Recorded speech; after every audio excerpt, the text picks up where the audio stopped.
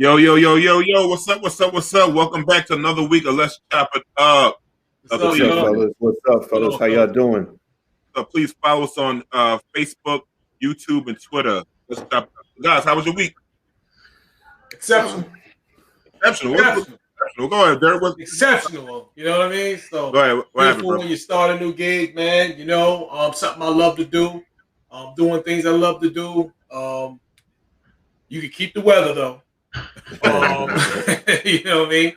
But I got in, but it was fantastic, man. You know, I think I told you before that I do work with developmentally disabled adults, and today I started helping them with jobs and, you know, being able to support them so that they keep their jobs and be productive members of the community and have independence and all that. So this is I'm very psyched about that, man. It's become a real passion thing for me, man. You know, so that's beautiful. And other than that, just run around. Yeah. Thank you, man. Just like everybody else, shoveling snow, and and I'm out here being a community leader, man, and settling disputes among neighbors. That's another thing. That snow was heavy. That snow was heavy. The COVID and the snow got people bugging. Yeah. You know what I'm saying? Yeah. Rod, how was your week, Rod? My week was fine. Like you say, I'm shoveling snow. I've been shoveling snow for probably like the last 2 days. And because after the snow melts a little bit, you can shovel a little bit more, Mm-hmm. But I went to lunch today with my wife, and let me ask you guys a question. Does oxtails and mac and cheese go together? It can. The gravy can get into the mac and cheese. It depends on the gravy. This is the thing. Like on the menu, they had oxtails and mac and cheese, and they also have it with Rasta pasta. I don't know. It just doesn't seem to me like oxtails goes with pasta. Nah. But I don't know. Maybe I'm wrong. But my wife said that a lot of people are making it. They do. And know what I saw? I saw in Philly. What's that? Jerk chicken lasagna. Wow. I just want to step in and say we never, ever gonna get anywhere as a people. No, I'm gonna be honest with you. I don't care what anybody says. Like mac and cheese and oxtails don't go together. It just doesn't go together. You know what I'm saying? Like you said, who wants gravy in their mac and cheese? It kind of goes a little bit. Rod, you gotta make it work, brother. You gotta make it work. I guess I gotta. We can make anything work. You know that. Hey, I see that. I see that. Hey, Rod, you're very lucky to get oxtails in any West Indian spot without them sucking their teeth. Well, no, we didn't get the teeth. No, we got the teeth sucking. That comes along with the meal. The bad attitude is part of the flavor, right? Well, Willie just said oxtails goes great with mac and cheese. I like it, man. Word up. Shout out to my brother Willie. What's up, Willie? Shout out, Big Willie, South Carolina State. Yo, Kelvin, how was your weekend, man?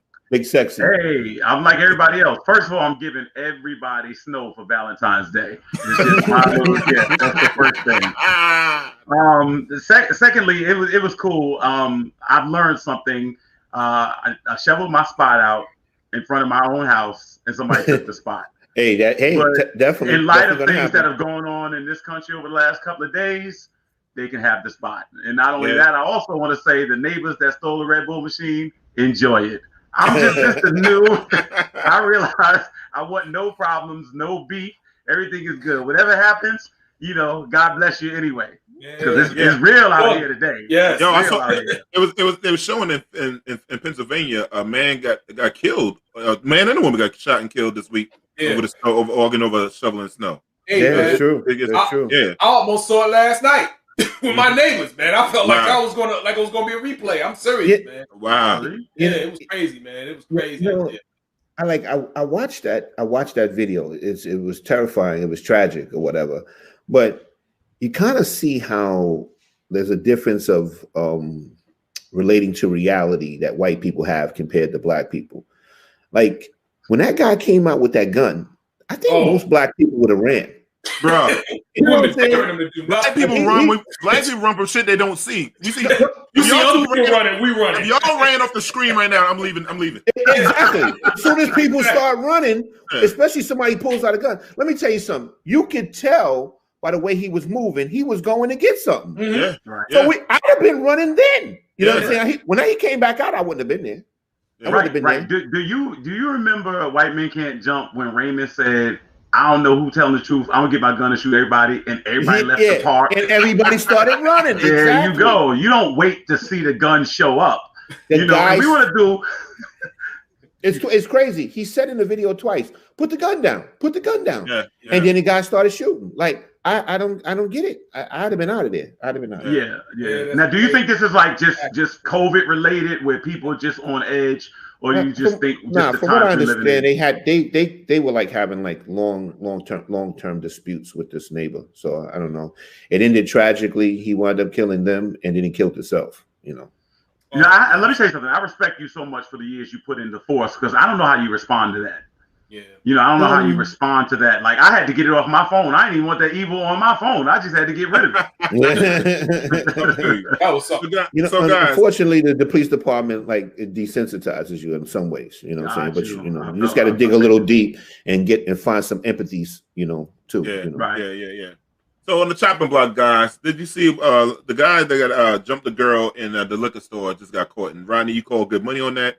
Yeah. What are your guys' thoughts about that, and what you think is going to happen? So did they catch the rest of the guys? I don't even know. I think they're still looking for two more guys. Yeah. But they caught him. Disgusted by it.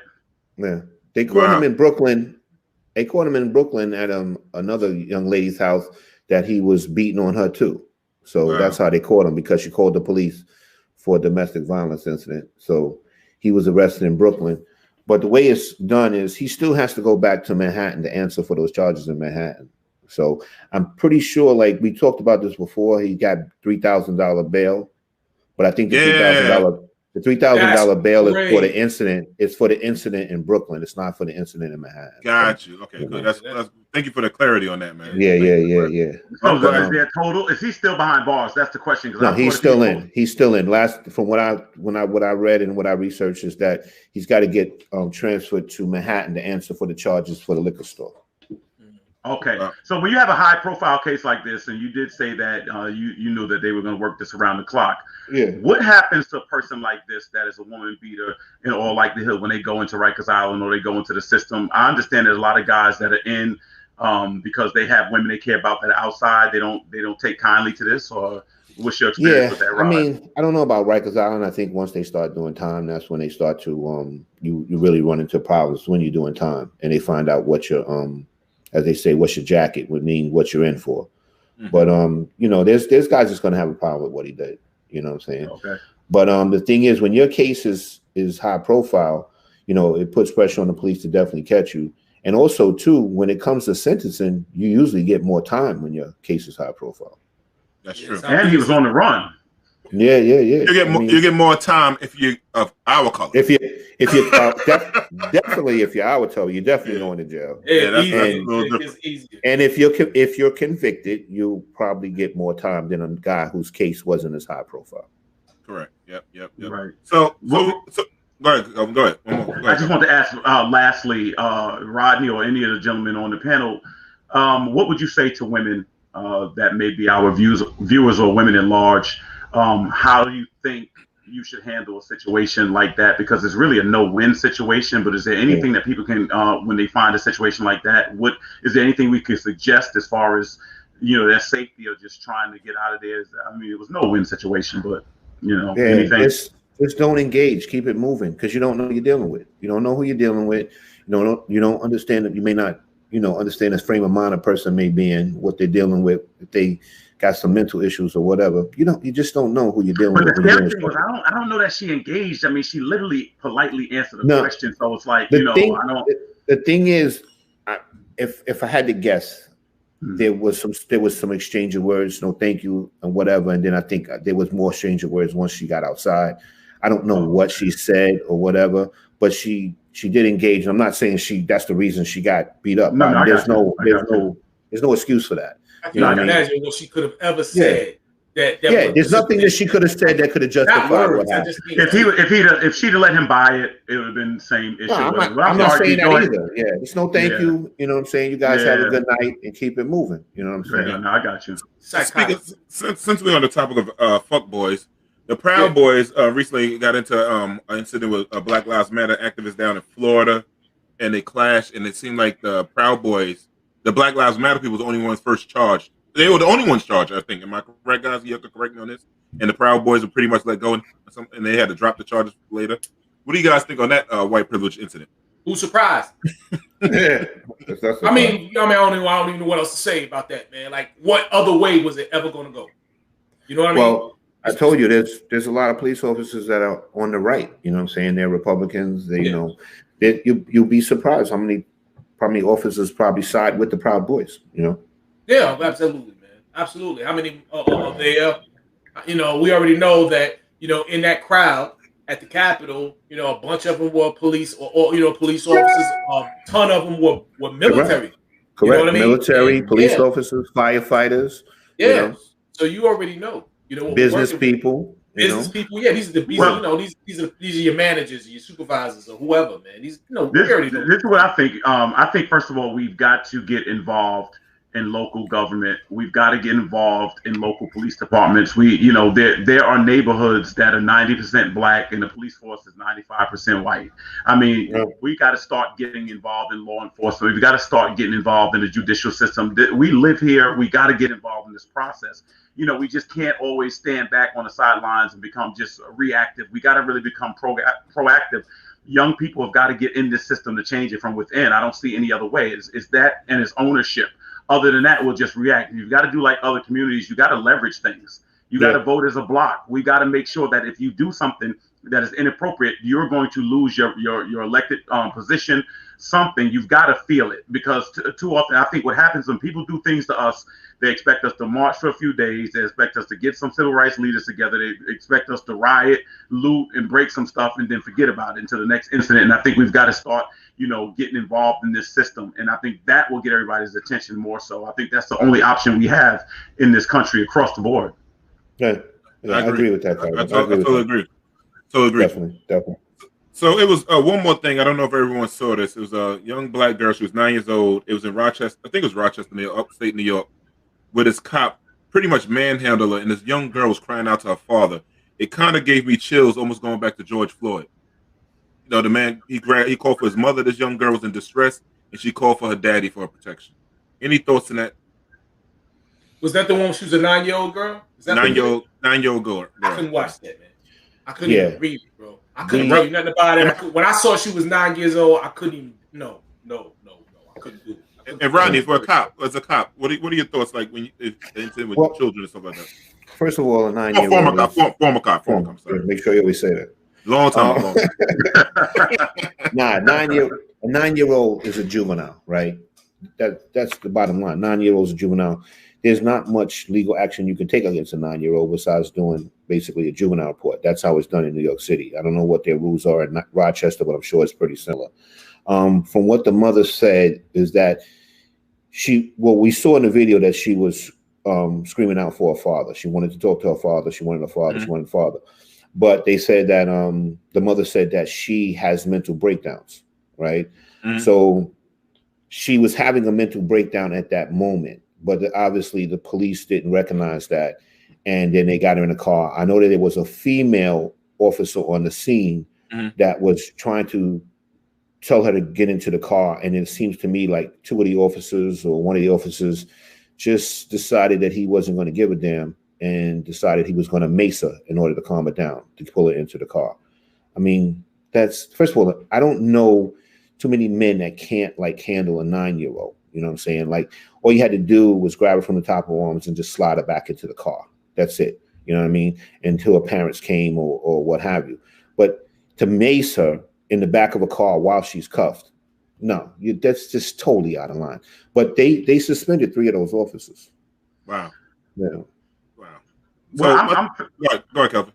I'm sorry, D. I'm fascinated. I'm fascinated with looking behind the curtain with law enforcement. And so, Rodney, you're the resident retired officer. So let me ask this question. You know, let's say you take 10 guys that come into the force, and let's say they just happen to come into the force because they really, really want to clean up the communities or do the right thing. What percentage of those guys, by the time they get some time in the job, start to change and all of a sudden just wind up becoming desensitized to everything and kind of lose some of that humanity or empathy? Out of 10 guys, provided that they came in with the right intentions, within three to 5 years, how many of them are still in that position, or give me a percentage of those 10 that have just changed and have just taken this and kind of got disconnected from what the job really is? I'll be honest with you, Calvin. That's a hard question to answer, because the thing is, like, I can't get into the mind of every single body. I can go to what I see, but there's one thing that I did see throughout my career. The more educated you are about how things work, as far as like society, history, and it depends on how deeply you fall into the police culture, because that's what the police department is. It's a culture. Okay. And the deeper you fall into the culture, the more you adopt the us against them mentality. You know what I'm saying? Like me personally, I say majority of my career, like I always kind of saw it as a job. Now I didn't understand how things worked as far as the way the cities worked, politics worked, the department worked. And, a lot of information that cops spread amongst each other is not very accurate. And it's a lot of right-wing views. You know what I'm saying? Gotcha. So like I said, I say the cops that are more educated about the way things work, politics, communities, money a little bit too, because that plays a role. That's going to dictate how you think and how you treat the community. Got you. Okay. Very, very well said. I'm sorry, D, go ahead. No. It was for your experience, Rob, like, do you think, and both of us, we worked in schools and stuff like that. Do you think it's different when black officers are called dealing with children compared to white officers when they call dealing with our children? When they come to the black and Latino kids, do white officers treat them different? I'm gonna say like I can't say that all white officers like that, because I'll be honest with you, I worked with some white officers and some of them was acting. This is the God's honest truth. Some of them were blacker than me. You know what I'm saying? The way they thought, the way they hung out with us or whatever, and it all had a lot to do with like their background, their upbringing, and stuff like that. So I can't kind of say that all white officers are bad, because that would be a lie for me to say that. Mm-hmm. And the thing is too, I met some brothers that basically ain't brothers. You know what I'm saying? They think along a different term, and I met some Hispanics that don't think like Hispanics. You know what I'm saying? So, like I said, certain people fall into the culture. Some people have ulterior motives where they're trying to work their way up through the department. Some people are very kiss-assy. You know what I'm saying? There's a lot of things that come into play. But I do notice a difference, like I said, when dealing with certain kids and the way jobs are handled on the streets with, certain people. And like I said, I've seen some white officers that do an amazing job. And I'll be like, wow, this dude is dope. You know what I'm saying? Yeah. And like I said, to this day, I still have some guys that just happen to be white that are police officers or used to be police officers. And like I said, they probably blacker than me and you in the way they talk. And I can introduce you to them and you'll say the same thing, like, yo, this dude is different. Yeah, exactly. Scott Randolph, all skin folk ain't kinfolk. I was thinking the same exact thing, brother. Yeah. Yo, Rodney, let me ask you a question though. How much do you think is an ambition a component to that? You know what I mean? Where people just kind of let things slide or whatever. How much ambition is involved? Ambition as far as what, going up through the ranks, just moving up rank, or just getting light, or whatever it is that makes you do what you do. You know what I'm saying, within the career. Well, like I said, you got some people that brown nose, for certain positions. It's like any other job. In the corporate world, same thing. But as far as promotions, the first 3 promotional exams, you got to take an exam to get promoted. You know what I'm saying? Then after that 3rd exam, where you make it's sergeant, it's lieutenant, and then it's captain, you have to take an exam for. You know what I'm saying? But the thing is, after captain, there's a glass ceiling. So basically, it's about a popularity contest. Who likes you? And then the Chiefs got to be with you. It's a game. It's just basically a game that got to be played. And the thing is, like I said, I've seen some brothers and sisters play that game like kind of well. They play it very well. Yeah. So, Rob, let me ask you a quick question. Like we said before, that we both worked in schools and stuff like that. Mm-hmm. And we saw recently the young girl that got beat up by the cop and tased in Florida. And what are your thoughts on cops being inside schools? Well, like me and Big Sexy Willie, we were in the unit, the school uniform task force. We was like in that first group where Mayor Bloomberg put cops in the schools. right? He put cops in, I think it was the top 10 worst schools in the city at the time, and to combat some of the crime and stuff that was going on in the school. And I'm going to say some of those schools we went into, some of those schools were out of control. They were out of control. Some of the students were, like super thugged out. But the thing is, I'm going to tell you right now, I do believe that an officer should be assigned to the schools, but not for the reason that they did it. You know what I'm saying? Because the thing is, cops can't be mediators. They can't be counselors. You know what I'm saying? So cops only can take action. You know what I'm saying? That's just the way the police officers are trained. You know what I'm saying? Don't mediate too many situations. We're not counselors. We're not trained to basically understand a kid's psyche and stuff like that. That's not the way it works. So me personally, if they're going to have some type of enforcement in the schools, and another thing too, the school rules, in my opinion, are entirely too lenient. You know what I'm saying? Like when I was bugging when I first heard about in-house suspension. Basically, you get suspended, you still come to school the next day. You know what I'm saying? Yeah, my school had it.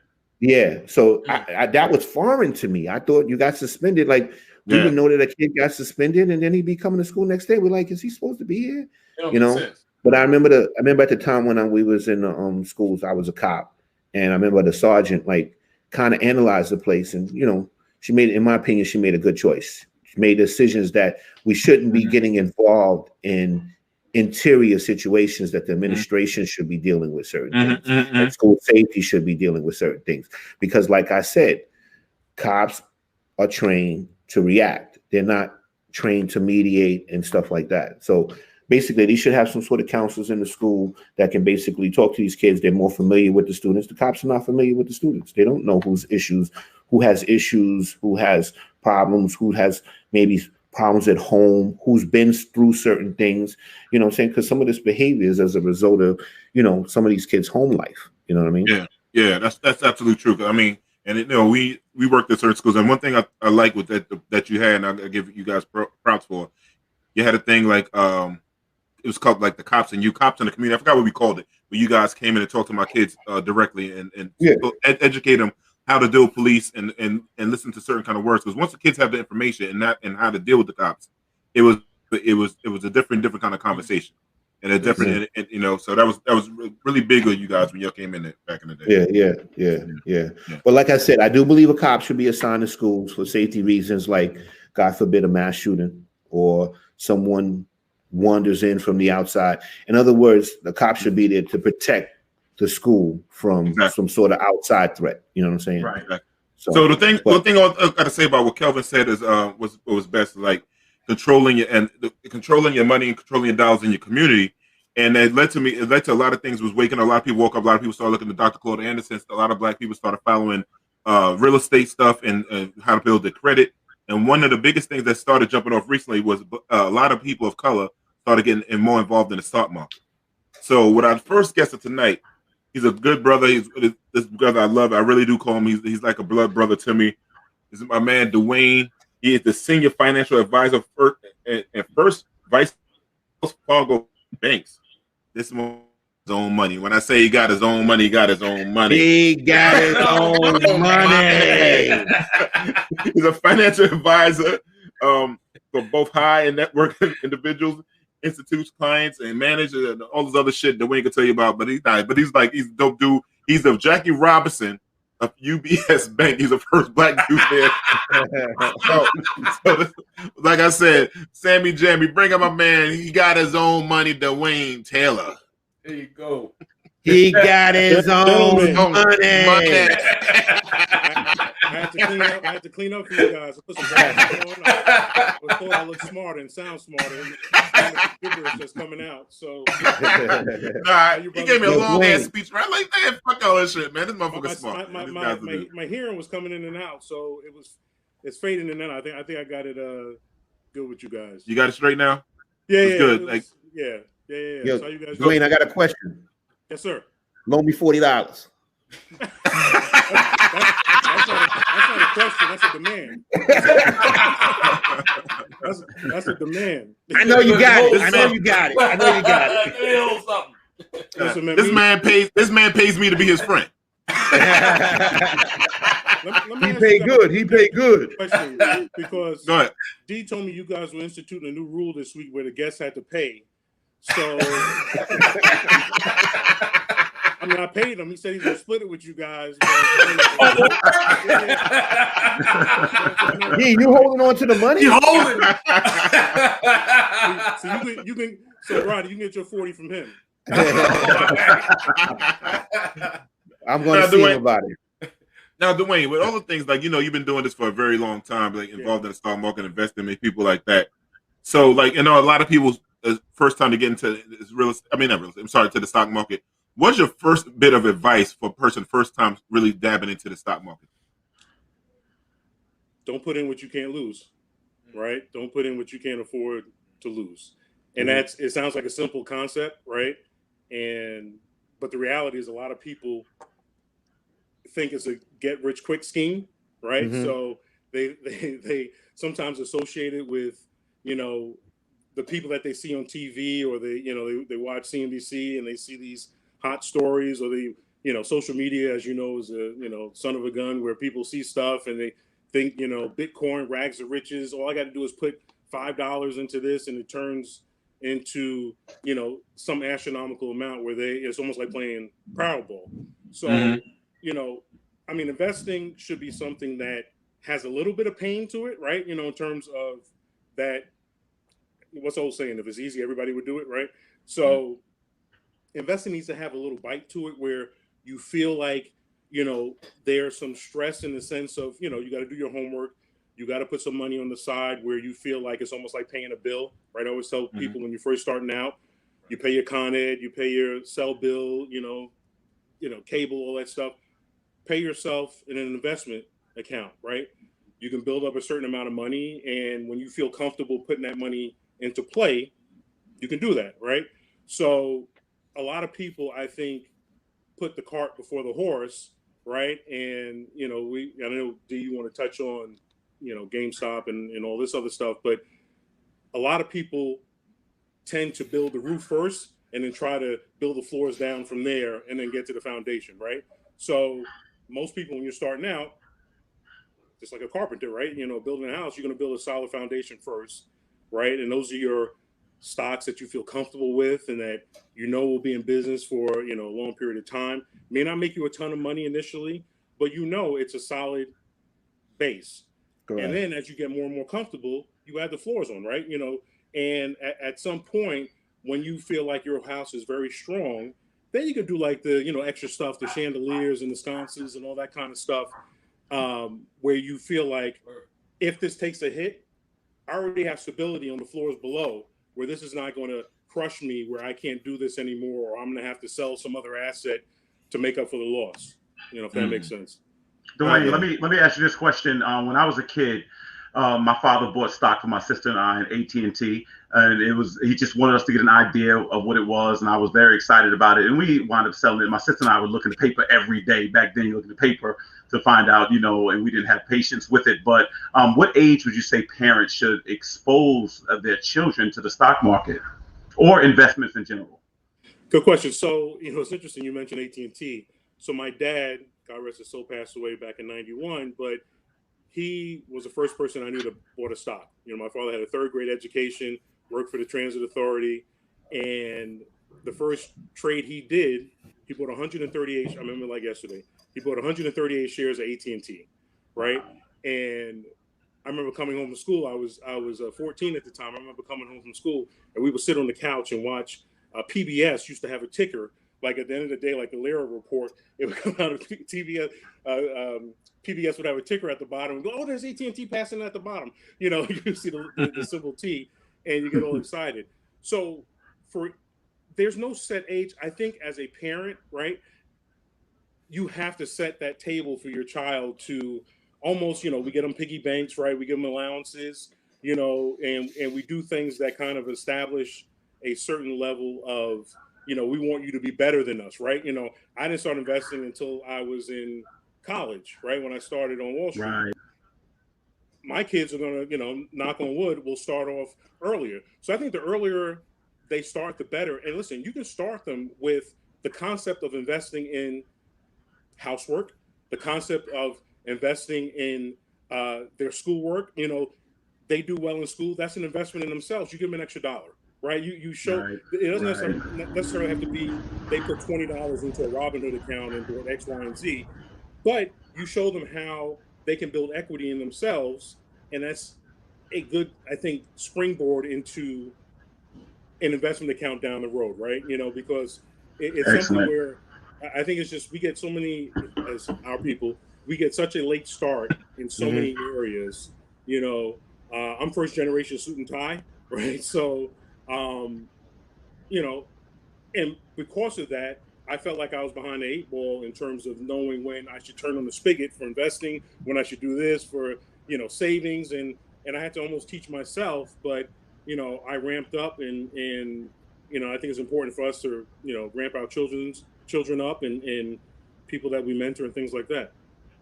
You know, Excellent. I heard you say something, Dwayne, where you said that when you were younger, you know, you started on Wall Street, you know, when you were still in college, you know, and I respect that so much. You know, in the former life, I was studying to be a stockbroker. You know what I mean? In college as well, I didn't have the patience you have and the fortitude that you have. I didn't have the or the concentration, so I had to let it go. You know what I mean? But I did learn a thing or two. You know what I mean? In that time, and I did learn that we don't really. We tend to just put our money in the savings, and you know, us being us, and we just put our money in the savings, and that's it. We let it go. You know what I mean? And we don't really involve ourselves in investment. But when my oldest son, before he went off, I did start him on an E-Trade account. You know what I mean, and get him started for that. Do you have any ideas on, you know, how to start your kids off with those kind of investing? You know, is there anything that you prefer, the E-Trade, Ameritrade, whatever like that? So I work at Wells Fargo in the private bank, and so we have like 3 different divisions of investing, right? So we have the high net worth area, which is where I'm in, but then we also have a unit called Wells Trade, right? So Wells Trade is no commission, right? And it's pretty much the whole world now with that DIY situation, to do it yourself, where people want to kind of implement their own ideas. The whole world is 0 commission, right? So Charles Schwab, E-Trade, you know, Fidelity, Robinhood, obviously. So the concept of setting your child up for an account and guiding them, I think it has more to do with you have to implement their ideas, right? And so I think sometimes, as now my kids are 4 and 5 years old, so I haven't given them their opinion yet. So they don't know their opinion because I haven't told it to them. Oh, God. So as they get older, and in your case with yours, I think you have to say, hey, listen, here's a basket of 10 stocks or 10 companies that we have visited over the last, you know, 6 months, right? We went to, you know, Dick's Sporting Goods. We went here, we went there. You know, we went to Macy's. We went. Out of these 10, what are your top 3 or 4 stores that you went to, right? And let them say, Daddy, this is what I like. You know, I really like how, you know, when we go into, you know, Dick's, everything's laid out, or how, you know, they have everything I can buy in one spot. And I think you allow them to engage themselves, make their own decisions in that. Now, certainly, you know, there's certain companies, you know, that probably won't last another year or so, and your kids may not know that. So you may have to kind of nudge them a little bit and just, you know, give them some advice. But I think if you engage them in the aspect of saying, tell me what you think about something that you've taken part in, right? You know, most kids are not going to know about the full concept of Amazon other than there's a box on our front door every day. Or, you know, a lot of people don't really fully understand Prime, like, you know, in terms of how, you know, for better or worse, you know, they put a lot of companies out of business. But I think it's up to us to kind of teach our children the idea that it's okay to have an original idea where I didn't force it on you or tell you, no, you should be buying Tesla, you should be buying, you know, Apple, you know, you need to get the best ones. And we tell them. And I think that kind of takes away, number one, it should be fun, right? Especially at an early age. Right. Because when they see that growth of money potentially, you know, knock on wood again, that's going to inspire them to say, listen, Daddy, don't give me my allowance, put it into my account, right? Yeah. You know, and Derek, you made the point about saving and investing. A lot of people don't realize there's a difference. Like, I mean, there's a major difference. Squirreling away your money in a savings account is squirreling your money away. You know, it's Right. basically you're putting it in the mattress, right? Yeah. You want to keep it liquid. There's assuming you have less than 250,000, you know, under the FDIC levels, you're protected, right? Investing is something that's saying, listen, I want growth, right? Investing and growth are synonymous, right? Losses also, you know, are part of that equation too. But I think for us,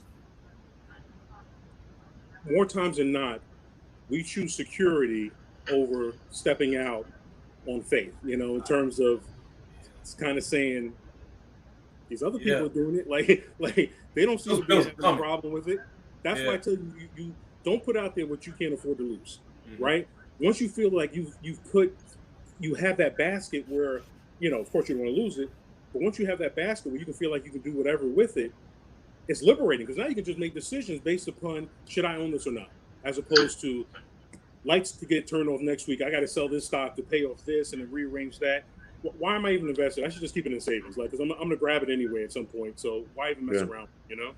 That's a generational thing, I think. I mean, my great grandmother saw the collapse and she saw the stock market fail before, and she saw banks fail before. So they had this idea that they just saved, especially of that time. You just saved. You saved. I mean, my grandmother. You put your money in a saving account and you don't touch it. You just don't touch it. So that was, and then they didn't realize how the banks were getting rich off their money and things like that.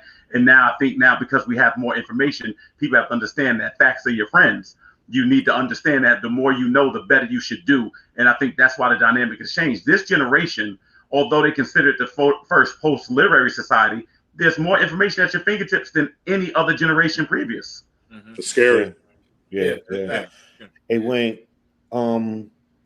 you know, when I talk to people, one of the main things I always hear from people about the stock market is they feel like they have to basically watch it every day. They got to move their stocks around every day. That, you know, and you said earlier, basically invest in companies that's going to be around a while and just sit in it long term, correct? Yeah, I mean, listen, you know, like anything, there needs to be a level of babying to it, right? I mean, because, you know, I do believe, you know, like there's certain recipes that you set it and forget it. You know, you put it in a rotisserie and just let it do its thing, and then it'll cook on its own, and boom, it's done. Investing requires a level of acknowledgement that I'm buying something for a particular reason, right? So I'm going to tell you, I started in business in 1991. My mentor, you know, obviously he was advising me all the time, but he gave me the advice. He said, listen, Dwayne, never buy something. It's like, you know, you go to the club and the club is looking a little leery. You need to know what the exit sign is, right?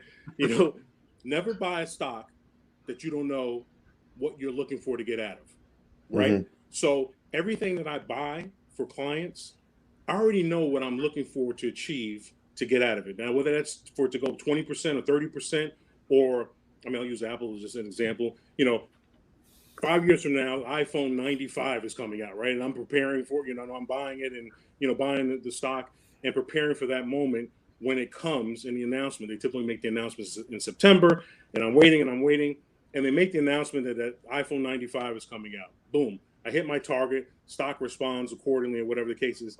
In that moment or leading up to that moment, I got to make a decision.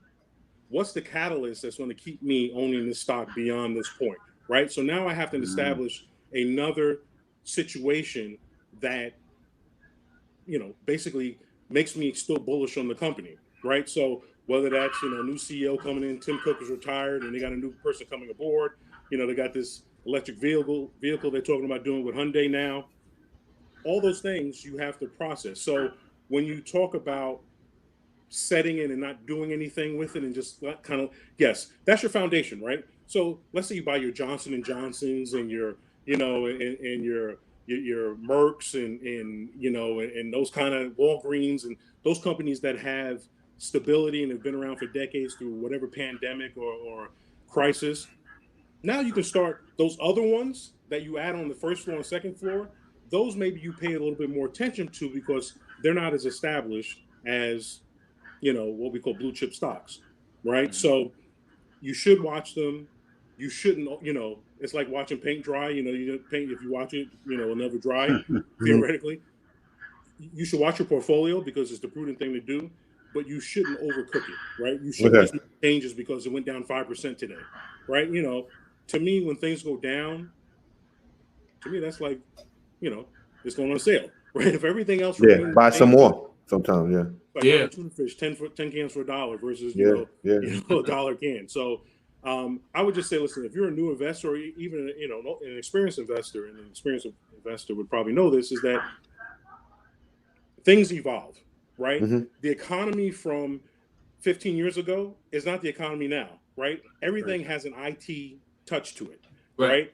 You look at Tesla. Tesla has an $850 billion valuation. That's insane. And it just became profitable last year. Ford wait a minute. Yes. They just became profitable last year. Yeah. Wow. I think Tesla is like an $850 a share stock right now. Yeah, and that too. Yes, exactly. So I remember when Tesla was $70 a stock.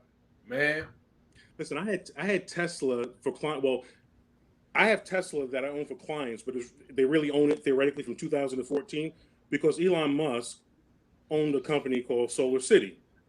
Solar City, and he had Solar City and Tesla at the same time. Solar City was acquired by Tesla. So if you had Solar City stock, you end up getting Tesla stock at like $30 a share. Yeah, that's amazing. Like 6 years ago. Go ahead, Dwayne. No, I was just saying Dwayne, all right, go ahead, finish your statement. No, I was going to say this last thing is that this is a new world economy, right? And it's evolving. And if you don't evolve your portfolio along with it, General Electric is on the precipice of going out of business, right? Companies like, you look at Polaroid and all these, Eastman Kodak and all these companies that, oh my God, they'll never go out of business.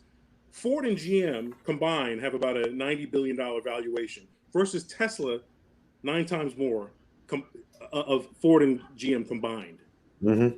Combined. It's remember, the market is a forward-thinking apparatus, right? So it's valuing Tesla at some level in the future. Now, next week it'll value at some other level, in the future. So, but yeah, Rodney, no, you manage your account accordingly, but don't overdo it just because you got spooked one day. Yeah.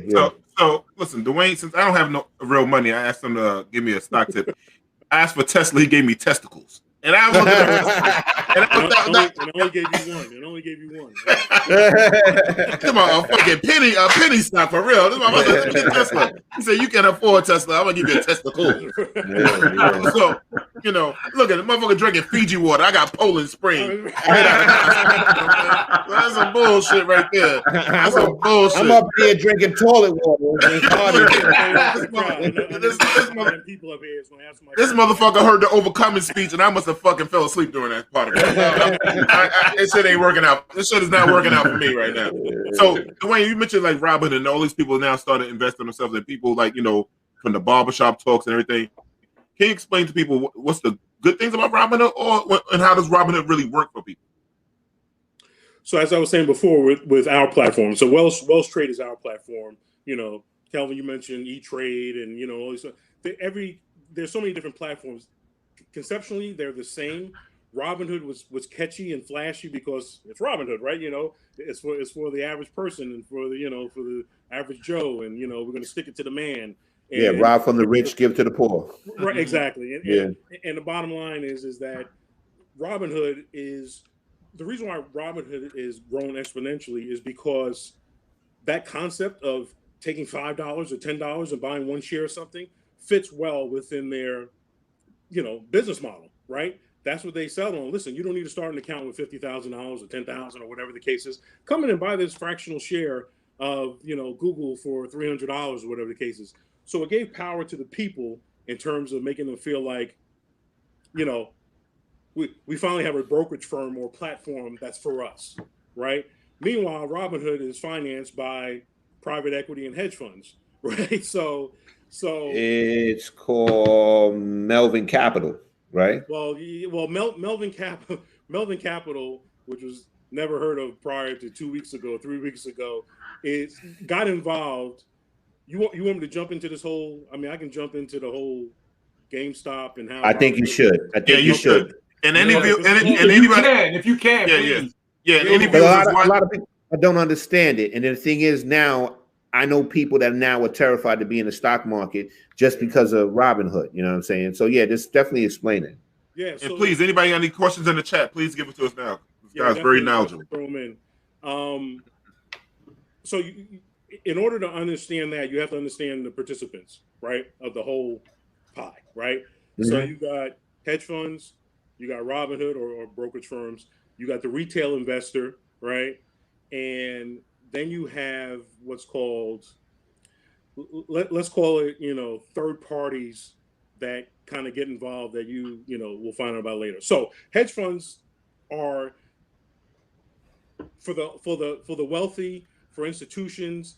Hedge funds are typically massive in size, and the reason why hedge funds typically perform well is because of leverage, right? So hedge funds come to companies like mine, and they give us $1, and we give them $60 worth of purchasing power, right? So a hedge fund that's $10 billion in size, could be operating like it's $400 billion entity.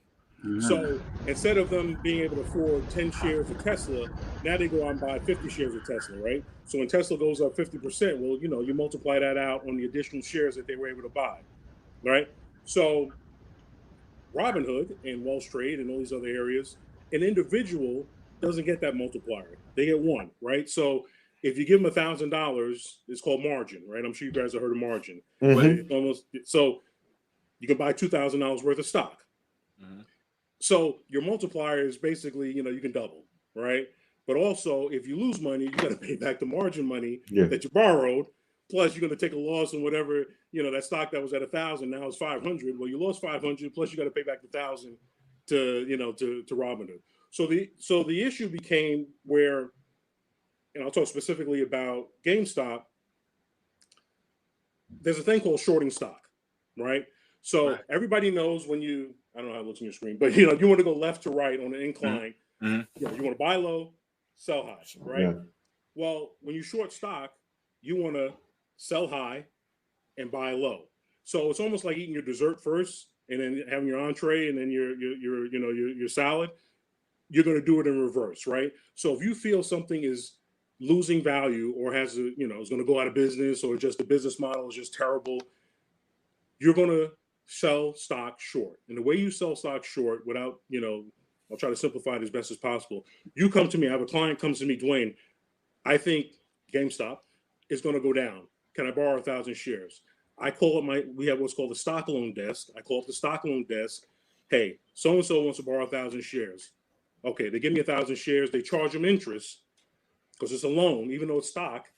They take the market value of the loan and its interest. And the hotter the stock, and this is where kind of the stuff kind of came in, the hotter the stock, the more interest it is, right? Supply and demand. So you take the short, the client shorts the stock, they sell it, right? So now they have a negative 1,000 shares. Got it? They have a negative 1,000 shares. GameStop went down to whatever, $10 a share. Rodney, Melvin Capital was short GameStop, was making a killing in it. Then you have Reddit. Okay, so Reddit, this is kind of like, West Side Story, so you got this other side over here of the average Joes who are really smart. A lot of them are smart, but a lot of them are followers too, right? I mean, it was like 2.7 million people in this one chat room. I mean, it was just insane. Yeah. They're saying, listen, we're going to squeeze GameStop, right? If we pull all our money together, obviously you all have individual counts, but at the count of three, I'm exaggerating. At the count of three, we're going to go in this market and we're going to buy up GameStop. Yep. GameStop started getting pushed up by these Wall Street bets and started ticking up. Now remember, Melvin is leverage, right? Remember that leverage I was telling you about? Mm-hmm. So where they could have afforded $1 billion, I'm exaggerating, $1 billion worth of GameStop, but they bought they shorted $10 billion worth of GameStop. So as the stock starts going back up, it reverses price on them, right? Remember, you want to sell it here and buy it back down here. the stock started going against them, right? When just like anything else, if you have a house and and your equity is too low, like you're underwater. Remember back in the days in the boat, people were underwater, and you can get underwater on a stock position. Yeah. Melvin got underwater because they pushed this stock from $10 up to 200 to 300, and topped out just about 500. So Melvin, when it was around 200, went to two firms and said, "Listen, we need a bailout," right? Because they had to buy back the GameStop stock that they were short, right? Plus, now they're down 50%. They lost 50% of their assets in that one stock. Wow. The power of leverage, right? It goes both ways, right? It's the gift and the curse. A company called Citadel and another company called Point 72, who's Steve Cohen, who's the new owner of the New York Mets. Mm-hmm. That's his company. They pumped about $3 billion into Melvin Capital to keep him afloat, right? Wow. So in the meantime, people at Robinhood, when the stock started getting crazy, they're trading this stuff. This is all retail now, right? So this is all now it's like a pyramid scheme. I mean, you got to think of it like that, right? Because when you need this thing to keep getting pushed up higher and higher and higher with new money coming in to keep pushing it up, right? That's how buyers push the market up. But when the buyers started drying up, the stock started coming back down. There's no helium in the balloon anymore, right? So it started coming back down. It started coming back down. And what you found was Robinhood, every day brokerage firms have to settle up trades, right? And people were over trading their accounts with no equity. You can only really kind of turn, I'm simplifying this, but you can really only turn your account around one time per day. What I mean by, so let's say you have $10,000, you can buy something worth $10,000, sell it. Let's say you sold it for $12,000 that same day. Now you have $12,000, but you can only do that one time. You got to wait for overnight to do it again, right? But people were flipping this stuff back and forth they were recycling $1. Robinhood had to pay for every single trade they did, not just that one spin. They had to pay for all the spins. So they have to keep that capital available. So they would reach out to a company called Citadel to get a loan, and they did. And that's why they clamped down, to anybody who thinks Robinhood, oh man, they screwed us, it's for the little people. Robinhood did what they did to stay in business. But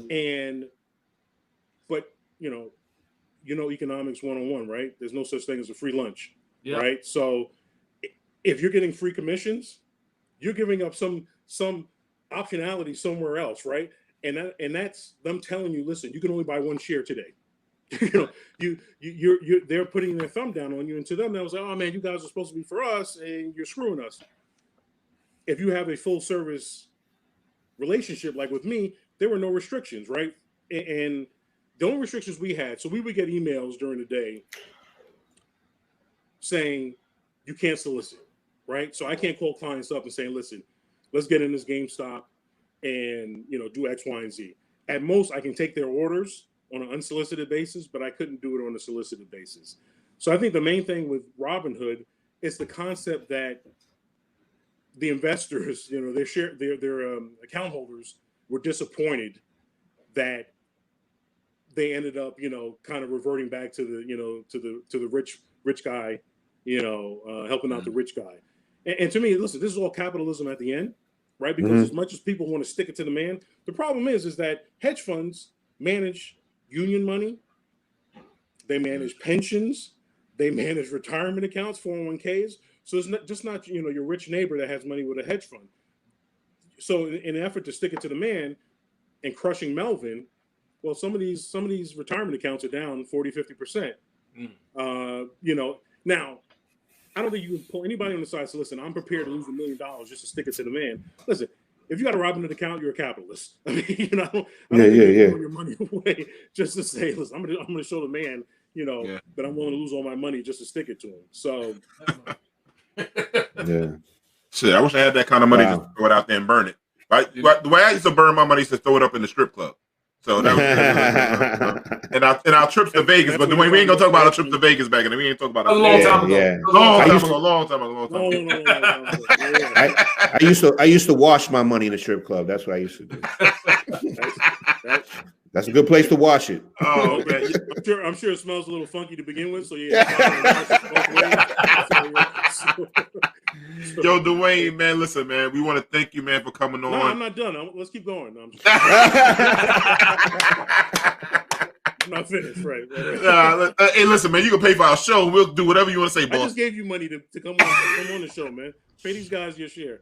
Right. Yo,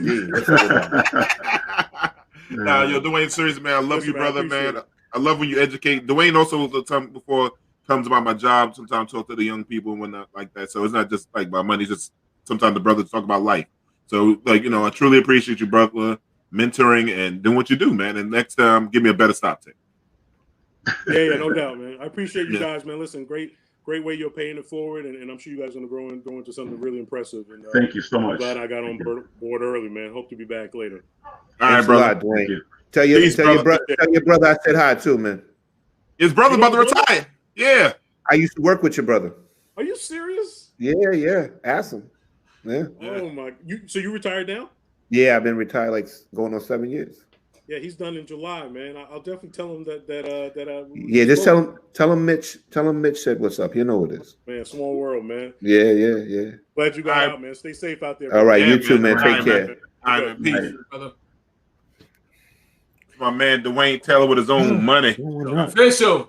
Yeah. Yo, I heard Michael Jordan got hurt on that GameStop deal. That's what I was about to say. Yeah. He lost like $200 million, bro. He got hurt two ways. Melvin Capital was buying, I think, a percentage of the Charlotte Hornets, which Michael Jordan owns.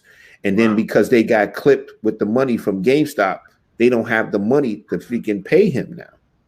Wow. That's what I was under the impression. So now Melvin Capital can't pay him like their piece for the team. Wow. So this is like you sold something, you was relying on that bread, and then all of a sudden somebody pulled out. You know what I'm saying? I have the feeling that Jordan is going to find the strength to go on, though. I think so. I think he'll be fine. I think he'll be fine. Yeah.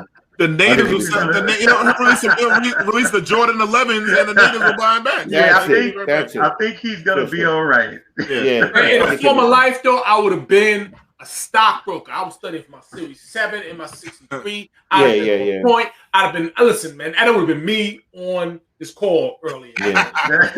See, I would have been the jankiest stockbroker ever. The Wolf of Main Street. Yeah, exactly. Whatever you want to call it.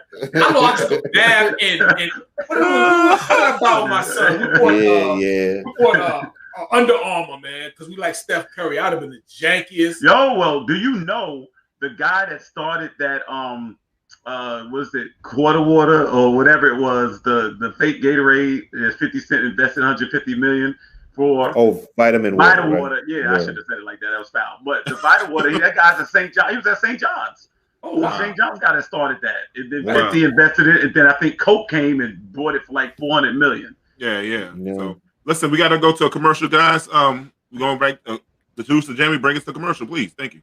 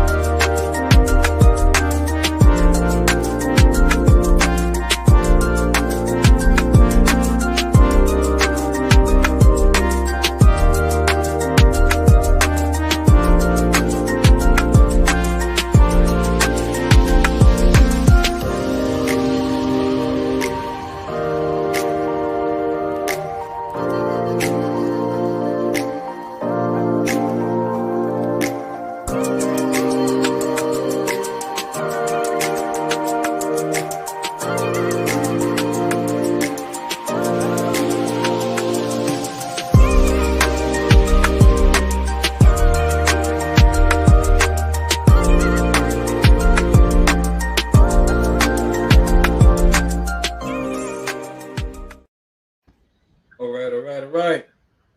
Shout out to all our sponsors. Yes, sir. So, yeah, people definitely. I also shout out to the next guest that we got coming in. This is my man. Shout out to New York Black and Latino meetup group as well. All right, this is my man. And he is very much into something that I'm into, which is martial arts and combat sports. And I love boxing. All my children have gone through martial arts training, and he's going to speak on that a little bit. Right, that's my man Chris Fletcher. All right, let's see if we can bring him in, Jamie. What's going on with him? Let's see what's up. Call 2 tone long, format number 2. Sir. Perfect. All right. Left leg forward. Punch, punch, punch. 1, 2, 3, 4. Let's do it again. Sir. Ready. 1, 2, 3. 1, 2, 3, 4. Ready. 1, 2, 3. 1, 2, 3, 4. Full speed power. Ready. Full speed power once again. Ready. Ready. 1, 2, 3. Yes. Courtesy, no doubt. Yeah. Yo, I need that guy to collect some money for me. hey, you gotta know how to fight like that living in the Bronx. Yeah, absolutely. You know. Yeah, man. I mean, this is Jamie. Bring in Chris, brother. Bring in Chris. Where's Chris at? Sam, Jamie. Chris, what's up, man? What's going on, gentlemen? What's up, Chris? All How right, you doing? Right. What's up, Chris? Man, how you feeling, brother, man? I'm well. It's good to be with you guys this evening. Hey, That's good. I love Hey, the Chris. show. I love the energy. That's what's up, man. I love your energy on that clip, brother. You know what I mean?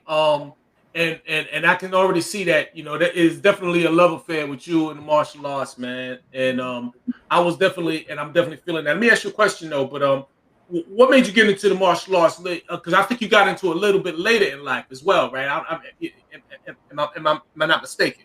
Yeah, right. So I got into it officially at the age of 20.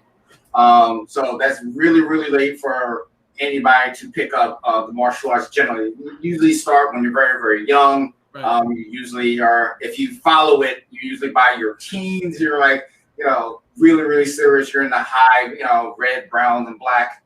But I didn't pick it up martial arts until about the age of 20. My first martial arts school was a wushu school down in on 26th Street, and I was doing that on and off for a little while, and then I couldn't get down there like I wanted to because at the time I just moved out on my own, so I didn't have any wheels. The only thing I had was a bicycle, so there was no way of getting down there and taking the subway. That didn't work either. So I eventually moved to Co-op City in the Bronx, and then I found a school where I started to thrive and really got to enhance my my love of martial arts.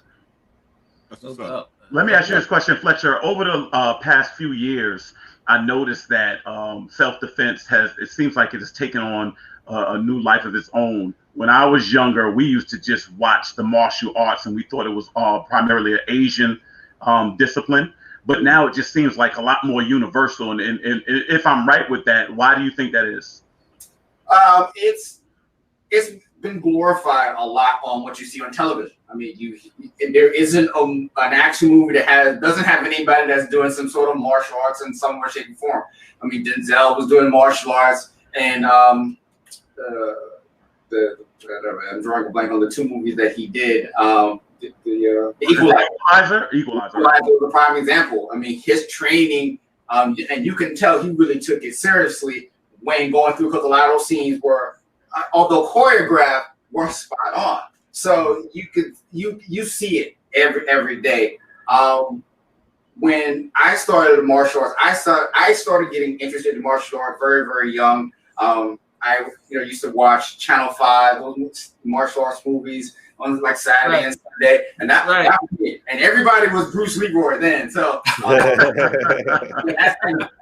that noise and the key-ups and all that kind of stuff. I wanted to do that. That's what I wanted to do. I wanted to learn how to kick like that. Unfortunately, my mother said no, and it was a firm no because of how we were raised. So that wasn't going to happen. It wasn't until I moved out on my own. Although, truth be told, I kind of started learning a little bit earlier because I had friends that were already proficient in the system. But when I got on my own, one of the first things I looked for was a martial arts school. And like I said, it is grown. Martial arts has grown into this thing. It has a life of its own. And then now you start saying, well, you hear, well, which one is better than the other, which has always been a conversation for years. Right. But because it's so glorified right now, they all kind of blend together in certain respects. Right. Yeah. Chris, what discipline do you practice? So I study Shipagi, which is Korean Kung Fu. The school that I train at, which is martial arts, you can see on the shirt here. They have been in the Bronx for 20 years.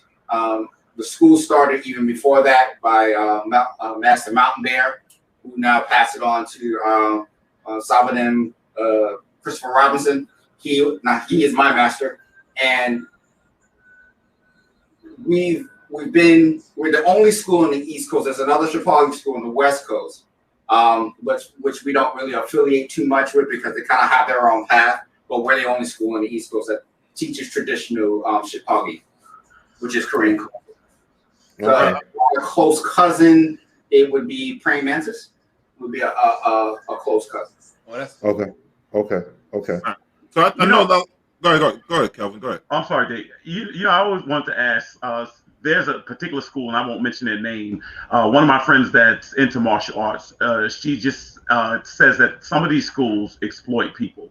And there's one that's kind of almost like, I would think like maybe the McDonald's of martial arts, and she's saying that they give out belts way too early. They just, all these different things like that. So I wouldn't ask you to expose the school. It may have come into your mind. She knows, but is that really a thing? I noticed that some people just take advantage. They may sell these parents a bill of goods and try to just let these kids pretend that they're more advanced than they are and not really giving them the requisite training that they need. Yes. Is that accurate? That is a thing. Unfortunately, it kind of bothers me personally because the whole point of a school is to enhance the student, get them to have the best version of themselves. And a lot of these schools, unfortunately, hype them up based on what a belt is. If you are a brown stash, you can immediately be someone that's green or red or white or whatever the case may be. No, that's not really what it is. The martial arts enhances your ability. It doesn't mean that you're the strongest person on the planet Earth, because we clearly know there's always going to be somebody better than you. However, the point of the school is to teach you. And if you embrace that knowledge, then you will flourish as an individual. That's what it's about, to be the best person you can be. So other schools, they have a system. If you take X amount of classes, you get this belt. If you pay, once you're taking these classes, you pay some dollars, you get that belt immediately, because in the mindset, that is what the parents are. They're like, I want to see my kid become a black belt. How many classes does he have to take to do that? Here is where it gets a little dicey. People have a short attention span. And not everybody, but there are people that have a short attention span like this. How many classes will it take to get to black? Okay, I gotta do that so I can get there. And they have this misconception, I have to do all of this stuff to get to that goal, and it gets lost. Right. So as I advise parents all the time, come in, watch the school, watch how the instructor interacts with your kid. Is your instructor nurturing and saying, look, yes, it's a great accomplishment that you've gotten this belt, and own it. Yes, you did it. You did the work to get there. But you would have, the only reason why you got that belt is not by the number of classes that you did or how much money you paid. You got this belt because you put in the work. And if that's not what you see, walk out the door. Got you. Okay.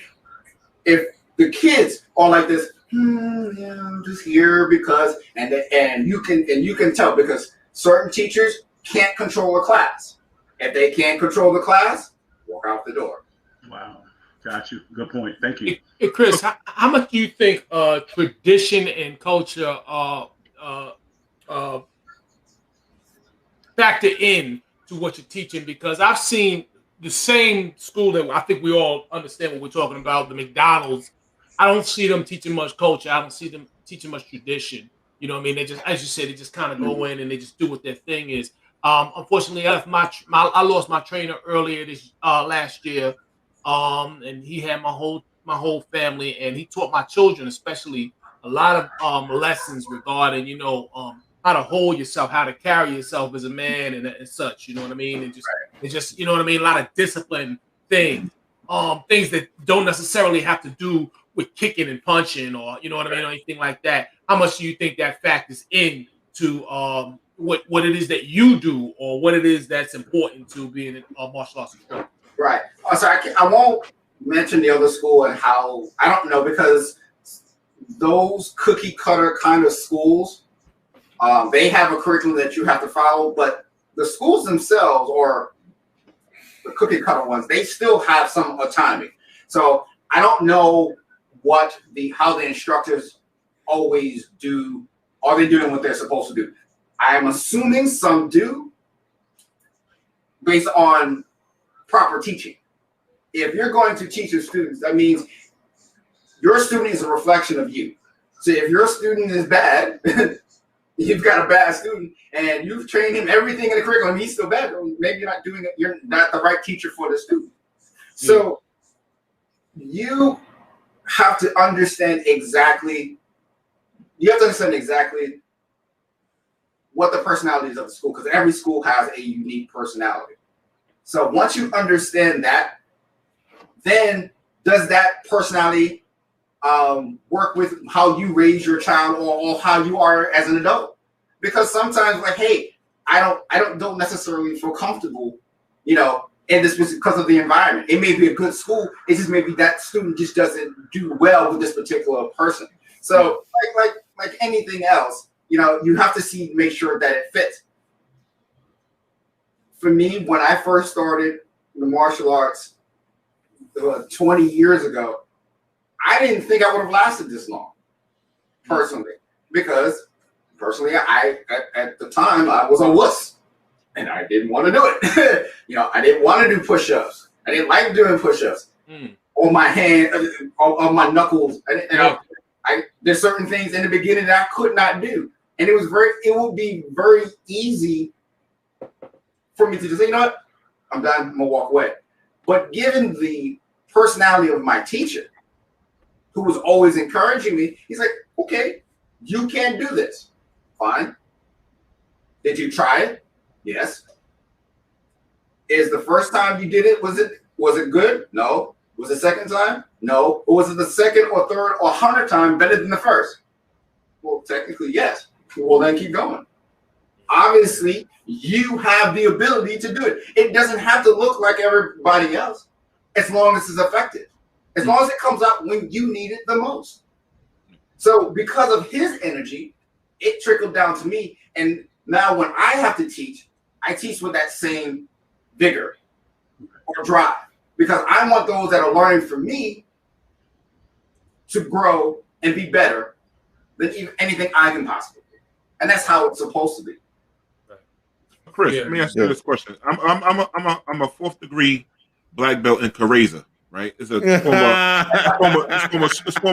former street karate with a little crazy in that, right? I know gung fu. I know gung fu. Gung fu, right? So Chris, real quick. So what can people find your school at and all that stuff like that? How can we get in touch with you and stuff like that? And what degree belt are you, first of all, too? What degree are you?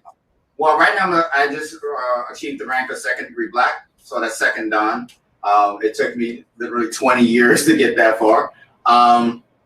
In our system, there are 10 degrees, 10th degree, which I know I won't go that far because I lived that long, but it is something definitely that it was a major accomplishment. It's something that I aspire to, and I'm blessed to have. Our school is located in Co-op City in the Bronx, 167 Dreiser Loop, actually on the inner courtyard of the shopping center, right behind H&R Block. Wow. So you can pay your taxes and learn how to kick ass with your refund coming out the place. Chris, man, thank you for coming on, brother, man. We love you, man. Thank you for all the things that you're doing in the community. We need more brothers like you to teach self-defense to our young people, to discipline to our young people, and also teach our black women how to defend themselves so we don't have to have another situation like that in Harlem. So, you know, we really appreciate you, brother, all that you do, brother. Truly love you, brother, man. All right, man. Keep doing what you do, brother. All right, man. Peace, brother. Peace. Take care, Chris. Peace, yeah. Bro.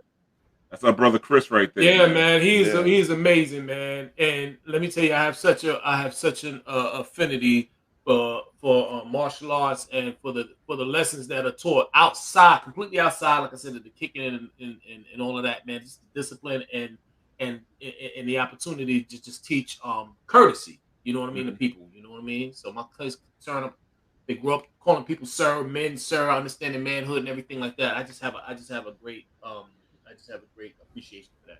So, you know, we're gonna pivot a little bit since, you know, about to come up to fashion week and everything like that. So our next few guests will be all talking about, and they also entrepreneurs. That's one thing we always say we want to promote on the show is having entrepreneurs that look like us too. We're open to everyone having it, but like time right now is about focusing on us and the people that look like us, black and brown people. So with that said, we have our first guest coming on. Ronnie, can you talk about our first guest? And yeah, we're gonna swing into our fashion marketer segment. So, Jamie, could you play that little film for us?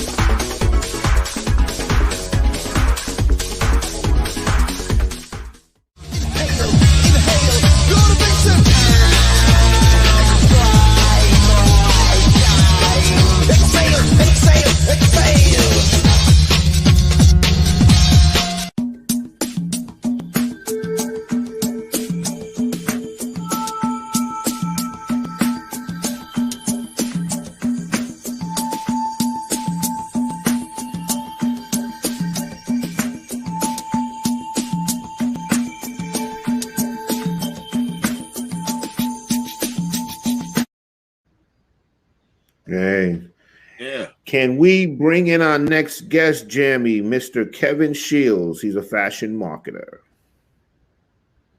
Hey, Mr. Shields, how are you? Beautiful.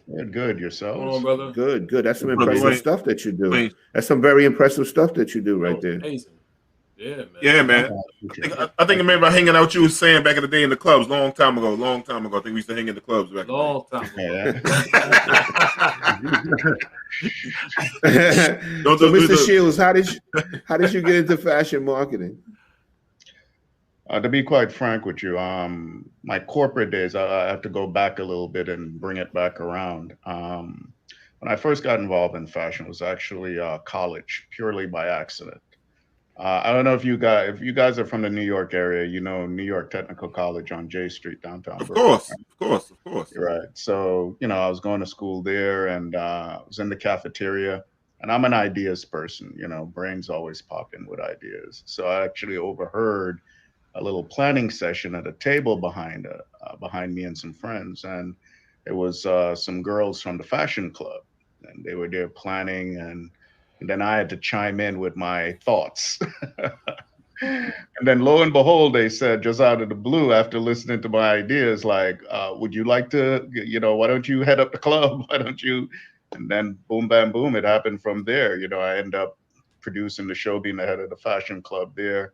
And then fast forward, you know, my corporate days was in investments, TIA Craft in Manhattan. And then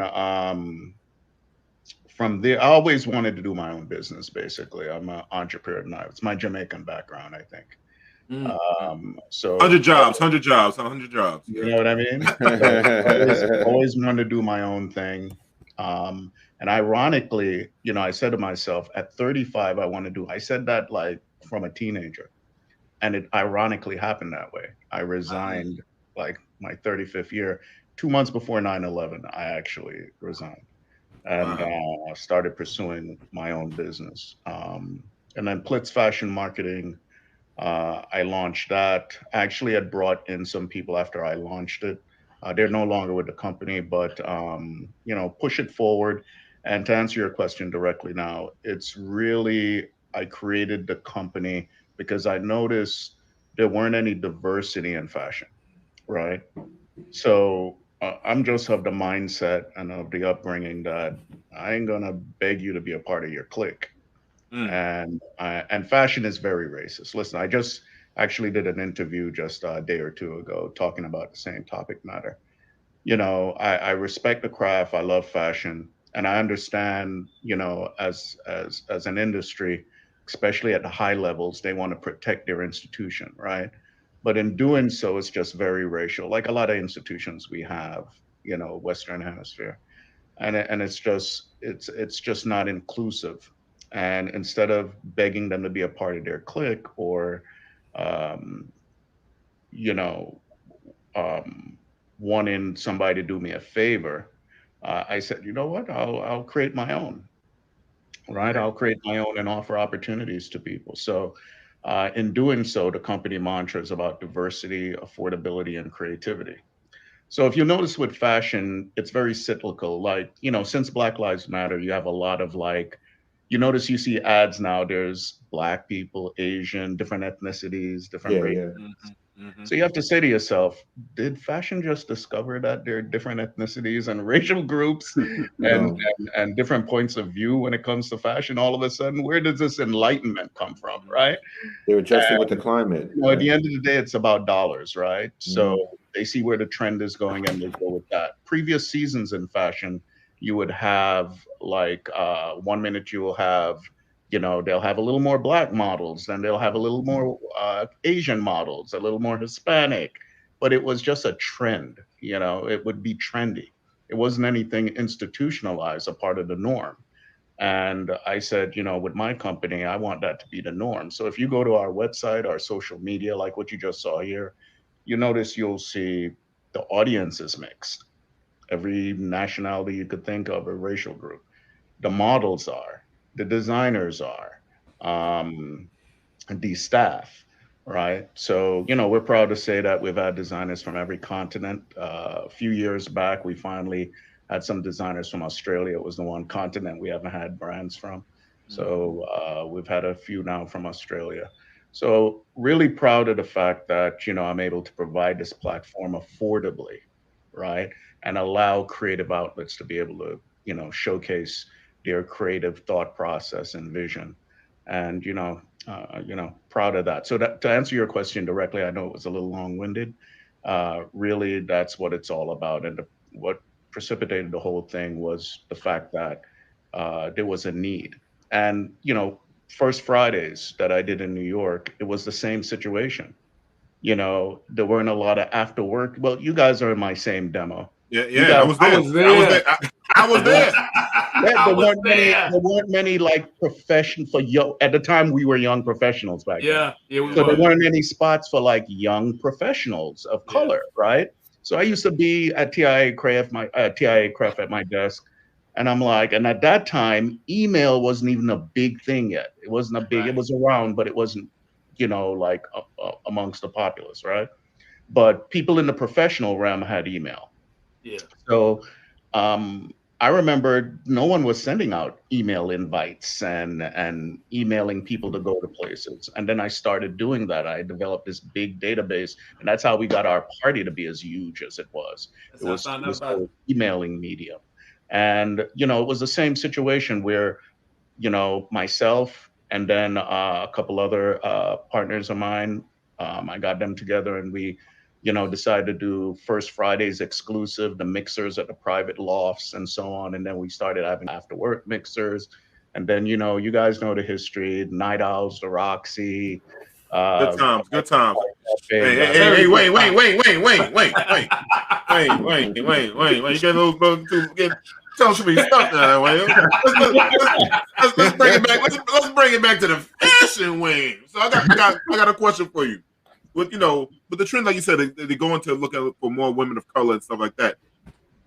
Do you think they're going to start like a lot of women of color have more curves than other people, or do you think they're going to start really showing more women of color with curves in these in marketing?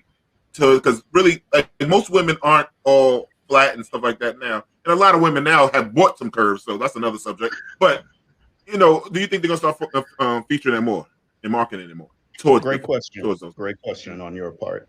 I'm actually going to give you a little insight that happened, and this must have been like 4 or 5 years ago. This actually happened where and I'm ashamed to say this actually, we used to keep our model category outside of plus curve. So I fell into that whole pattern too of like, 0 to 8 dress, 0 to 6 dress sizes and so on. And then the 1 year that I decided that, I'm always having plus curve design brands apply with us. I'm going to approve some and have some on our platform. Ironically, IMG owns the Fashion Week brand, right?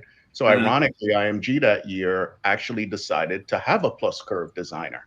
So it just happened simultaneously that same season that I decided to do it. The mainstream IMG, with Fashion Week decided to have it on their platform. So of course the news pick up on that, and CBS News actually did a profile about it on from our location. They used footage from our location and they came and filmed and so on.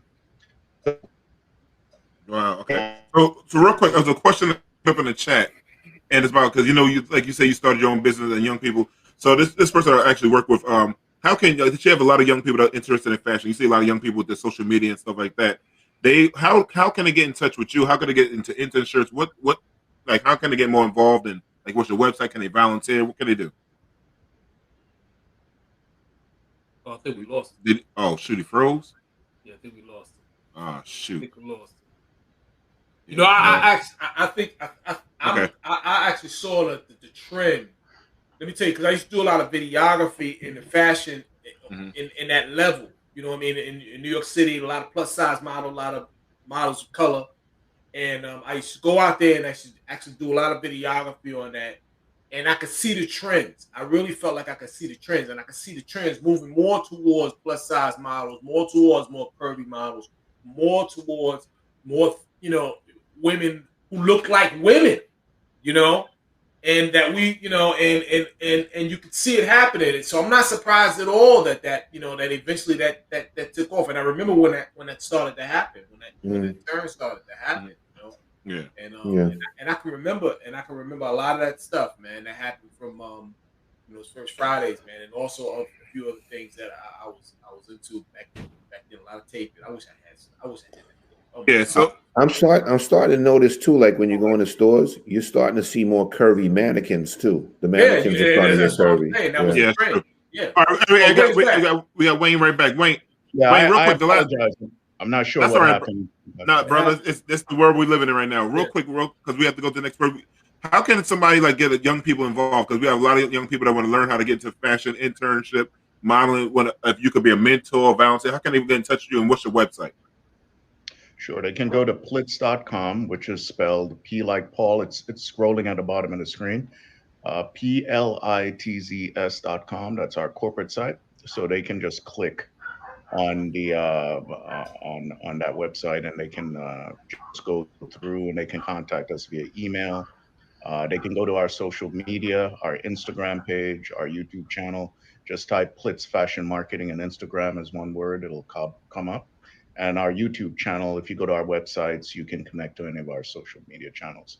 So you can apply whether you're a designer, you want to intern, you're a model, you want to audition. We audition every weekend throughout the year. So, and we do it virtually too. So it's not an issue where you have to fly into New York like before. All right. So Wayne, thank you again, man. Listen, anybody want to get in touch with us, or Wayne, like you said, there goes his website. You get in touch with a management at blackandlatinomedia.com or any one of us four brothers here. Wayne, we appreciate that what you're doing, that you're putting some blackness on this fashion thing, man. And listen, brother, I need you to throw one of those parties back in the day. We had some good times back in the day. Can you turn back the time? Can you turn back the clock, brother? Man, I had 360 waves in those parties. I actually did one over at the W in Midtown, and I'm actually I've thought about it, and keep an ear out, mixing the fashion with First Fridays. It's called Fashion Forward First Fridays. So nice. Let's do it. Listen, brother, man, we love you, man. Keep what you do, man, and hope you have a good week on Fashion Week, man. Thank you very much. Have a great show, and I appreciate being on. Thanks, brother. I appreciate you. Thank brother. you. Thank you. All right, that was Brother Wayne Shields. So, Kelvin, can you bring us our next guest? Our next guest is a fashion designer coming to Let's Chop It Up, and I'm so proud to bring in. He's a fashion designer who focuses on leather. Everybody, welcome to the Let's Chop It Up family. Show us video. Show us the video. Oh, sorry, the video. Let's do it.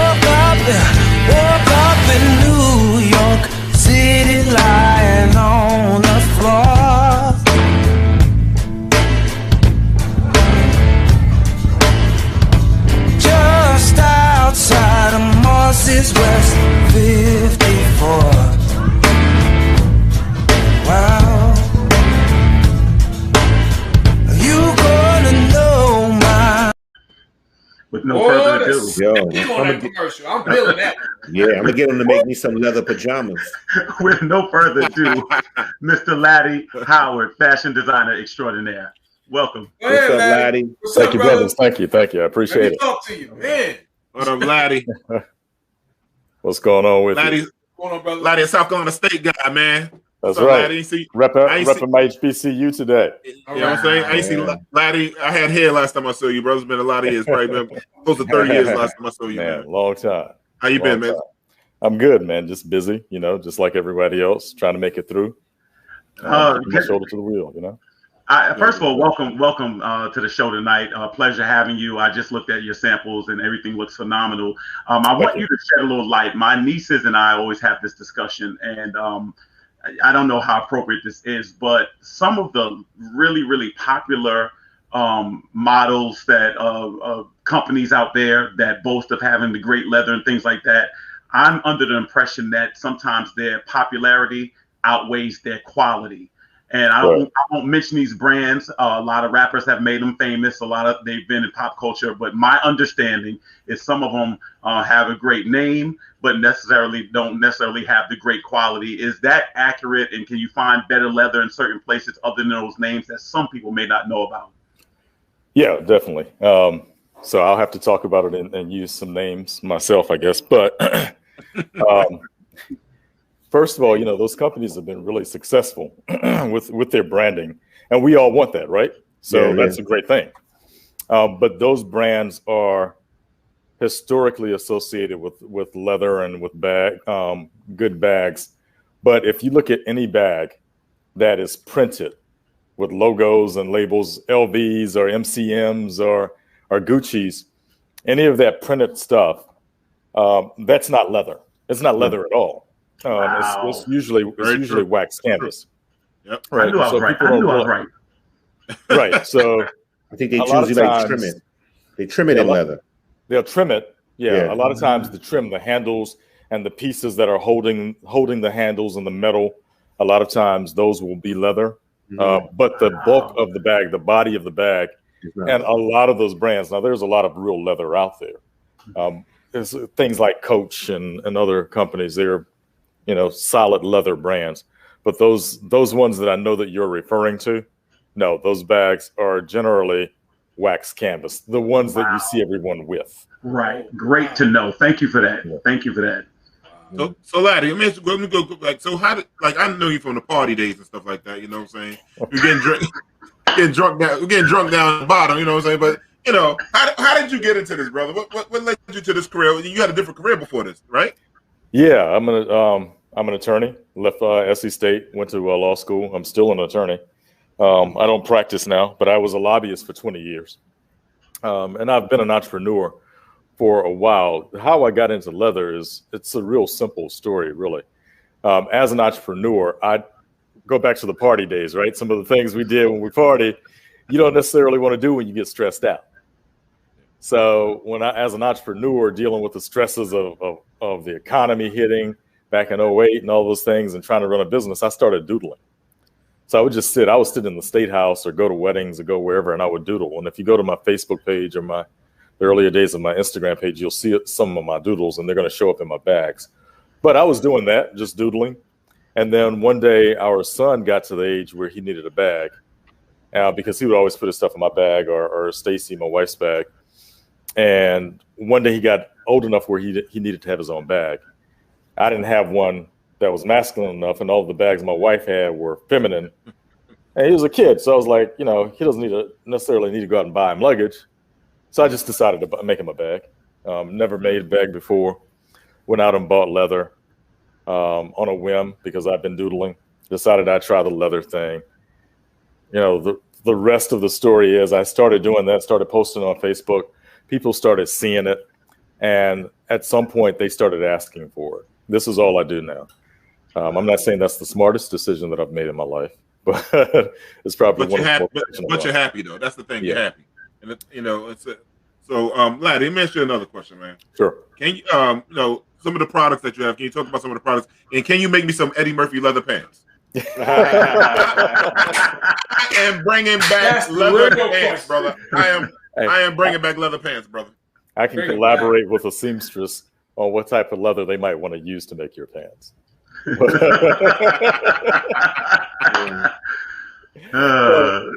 funny. So pieces of my collection. I've done a lot of work to develop a full collection from, say, the small pieces, like I do accessory items, the jewelry, leather cuffs and bracelet. If you see some of my recent postings for Valentine's Day, you'll see that those cuff and collar sets go all the way. So I have those as accessories along with wallets and portfolios and things like that. Of course, my brand is built around travel bags and daily bags. And when I started this, I really noticed that there was, in the market, two things are happening. One, there are not many brands that are focused on men. And two, given our society now and everything that we're carrying with our cell phones and chargers and all that stuff, men have to carry bags too. And we're very reluctant. But if you travel outside of the US, you find that especially in Europe and even a lot of Asian and African countries, men leave with their bags just like women leave with their bags in the morning because it's the only way you can carry everything. And I just felt like the brands that we have were not really male focused. And as I've developed my collection of my brand, I'm certainly not only focused on men because women, fact of the matter is women do a whole lot more shopping than men. So you have to focus on them. But I started filling in pieces in the collection based on what people would ask for. A lot of the individual pieces, like say the saddlebag, came about because I got requests. Hey man, I saw this bag that Dwayne Wayne was carrying on a different world, and I've always wanted a bag like that. That was a classic bag, man. Yeah. So can you make me one like that? And I guess if you've seen my sites, you see I've had about 3 iterations of that to where I have the L. Howard design that is unlike any saddlebag that you've seen, and it's much more suitable for carry now. So we have something that's pretty special in that. I think I'm really happy with the way the collection has developed over time because I've gone from the small, like I said, cuffs up to the $1,200, $2,000, $5,000, $10,000 bags. I don't have any $10,000 bags now, but I do. I do ostrich and the alligator, the exotic skins, and those bags tend to get more. So, but we have something from, I would say, from $50 or $60 on up to thousands of dollars, and that's really important. Hey, Laddie, let me ask you a question. Yes, sir. So imagine this: COVID is done, all right, and I got a family reunion or something that's happening. You know, I don't know what it is, right? But some event. What am I stepping off into? Like, you know what I mean? What do I need from? What do I need to leave with? You know what I mean? I'm trying to do something. I'm trying to be interesting. I'm trying to be because you haven't seen me for forever. You know what I mean? This COVID whole situation. I'm trying to shine. What am I stepping off with? You know what I mean? What's the conversation piece that I'm walking into my situation with? I'm gonna tell you, man. This the bottom line is you got to step off with L. Howard if you want to make that impression. You go step off. I would say this: the backpack is a real easy bag. All right. But what you're going to step off with me at the family reunion, if you so choose, is you're going to choose. Have you seen my backpack, the Rosella backpack? Let me know. Italian leather. Okay. I just followed you on Instagram, so I'm just okay. Wait a minute. Let me get it. I'm going to get you. I'm going to get you that backpack and give you sandals that match it out of Italian leather exactly. So So whether that's yellow, red, honey or orange, whatever. If you're wearing that linen, and that's the great thing about small independent brands, which is where I guess we're going with this too, is that we're able to do things that the larger brands won't do because, as the previous guest told you about, they are following the Pantone colors and they're trying to figure out what they're going to sell the most of and which colors they're going to sell the most of. So when you go in the stores, yeah, the wrappers have made certain brands popular, but you're getting the exact same piece as 33.3 million other people are getting, And so what I can do is I can give you something no matter what your color is. I take the finest Italian leather, I hand dye it and design it and can give you something that when you step out on the street or you step in the airport, it's going to be your runway, guaranteed. I guarantee you. It's going to be your runway. Wow. That's what I need to hear. Yeah, my leather pants, baby. My leather pants. Okay, two things. Let me say this. First of all, I had a fire in July, so when my house is complete, I'm gonna have to buy everything over again.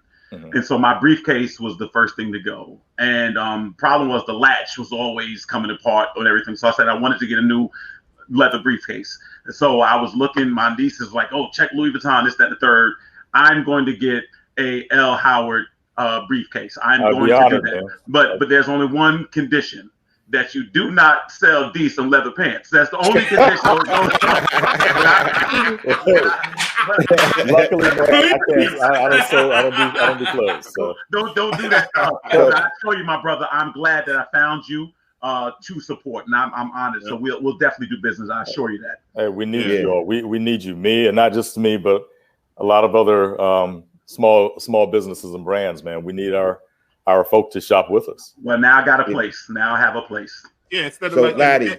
Go ahead, Rod. Yeah, Laddie, I want to ask you a question. Well, first of all, I know D wants leather pants, but I want leather pajamas. So you can't help me with that, right? So, hold on. Listen, I'm gonna get you and D together, and I'm gonna get you with my same consultant on your outerwear.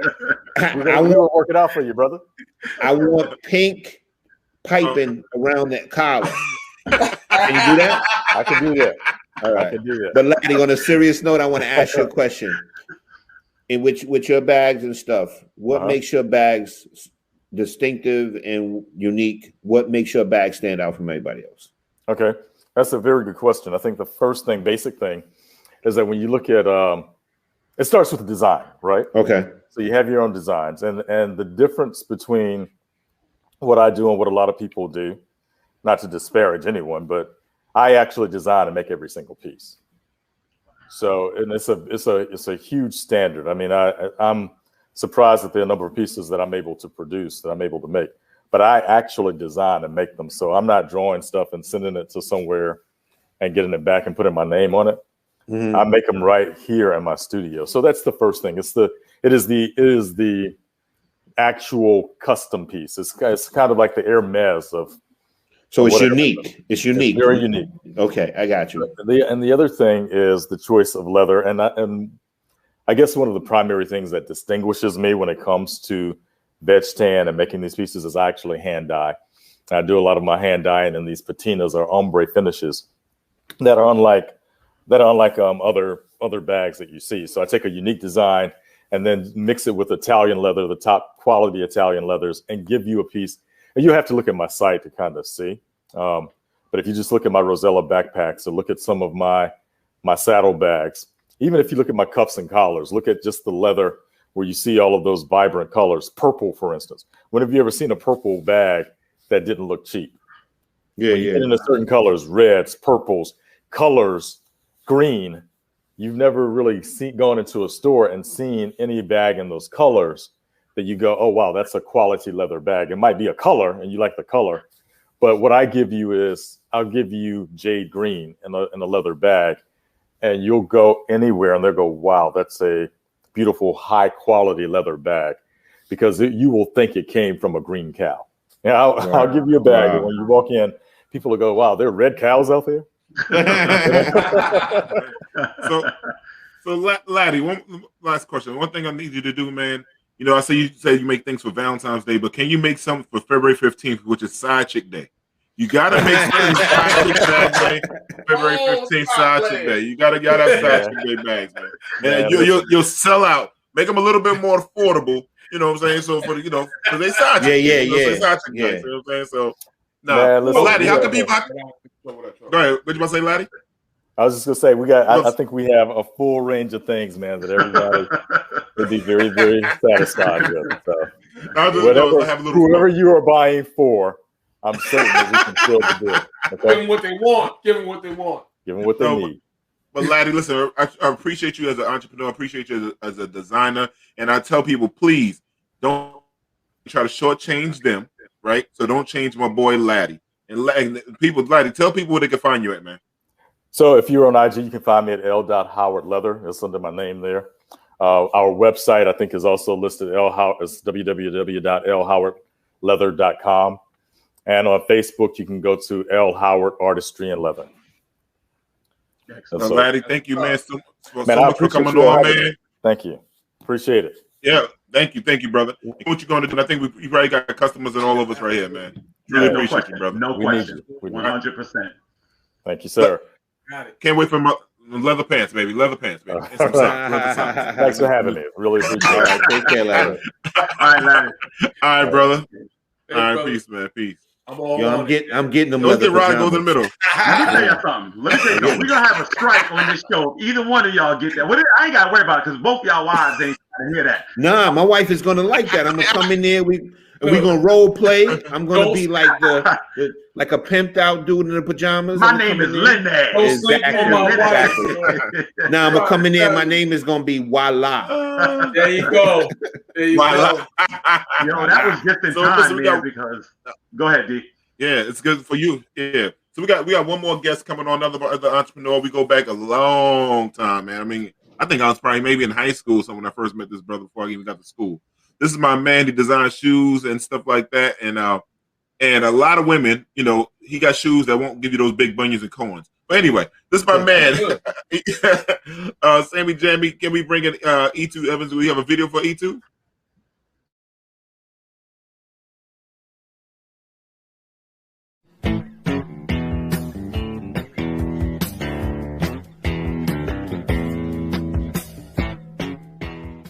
The breakthrough moment comes when celebrities start calling for samples, and your shoes are finally being carried by big stores. Well, that's the way that E2 Evans is writing right now. Shoes that are conversation pieces, things that you can't find, so I use a lot of novelty fabrics. They're coated camouflage with coconut rind and a cola nut. E2's already designed boots for Lil' Kim. Now other stars are lining up. He's got custom orders from Sharon Stone, Tyra Banks, and Madonna. E2 Evans shoes are going to be available at Bergdorf, Saks Fifth Avenue, and Neiman Marcus this fall. He also does music stars, and I tried on a pair of shoes that he did for Erykah Badu. They fit me perfectly, by the way. I think someone wants the shoes. Nice. Wow. Yeah. Jamie, can we bring in our brother E2 Evans? Wow. E2, that's an impressive client resume you have there. Very impressive. Man. Yeah, With a cola nut on the shoe. That's wow. Coconut. I can't afford coconut water myself, but Flavor. E2, what's going on, man? So, How you like, doing, tell the viewers, man, more good, brother, man. Tell me, viewers, more about your plan. Like, how did you get into the shoes and stuff like that? And just give us a little background about yourself, real quick. Sure. My grandmother used to sit me on a canopy bed, and she would always ask me what pair of shoes should she put on. So that really piqued my interest in footwear. And then I noticed that her body would change, and I realized that was the magic of shoes. So from then on, not only was I interested in the construction of shoes, because I started deconstructing my grandfather's shoes, and in my mind, I was making my first driving shoe. So on one hand, I had my grandmother who loved stilettos, and my mother is an educator, and she loved flats. So I had the best education in training my eye from high to low. Wow. Let me ask you this question. Really to be a trailblazer in the footwear industry, particularly in the luxury market. I was tired of hearing everybody making, all of these designers, these rappers who look like me and you rich, but they didn't see the value in people who look like me and you.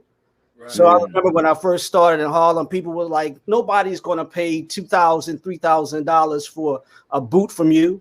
And you in Harlem, and it's the middle of the crack,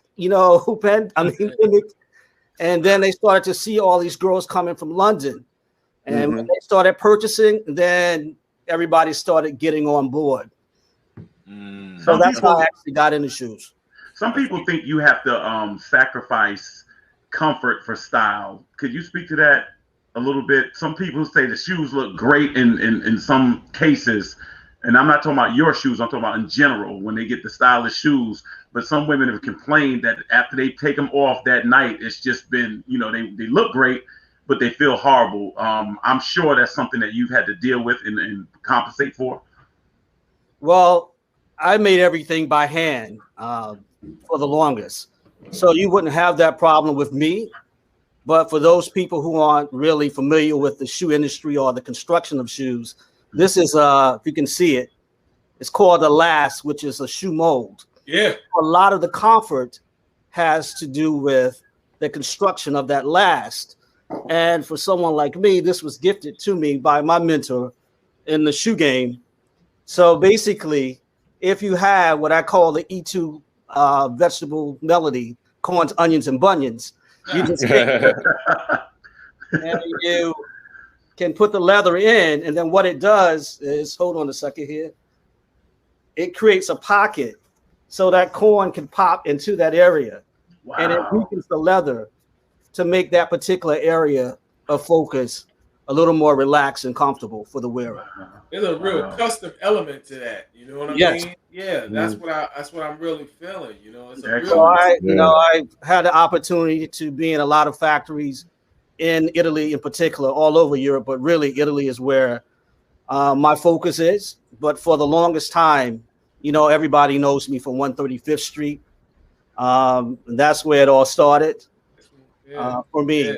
But even before 135th Street, I would have these elaborate garden parties, and I would sell jewelry and hats.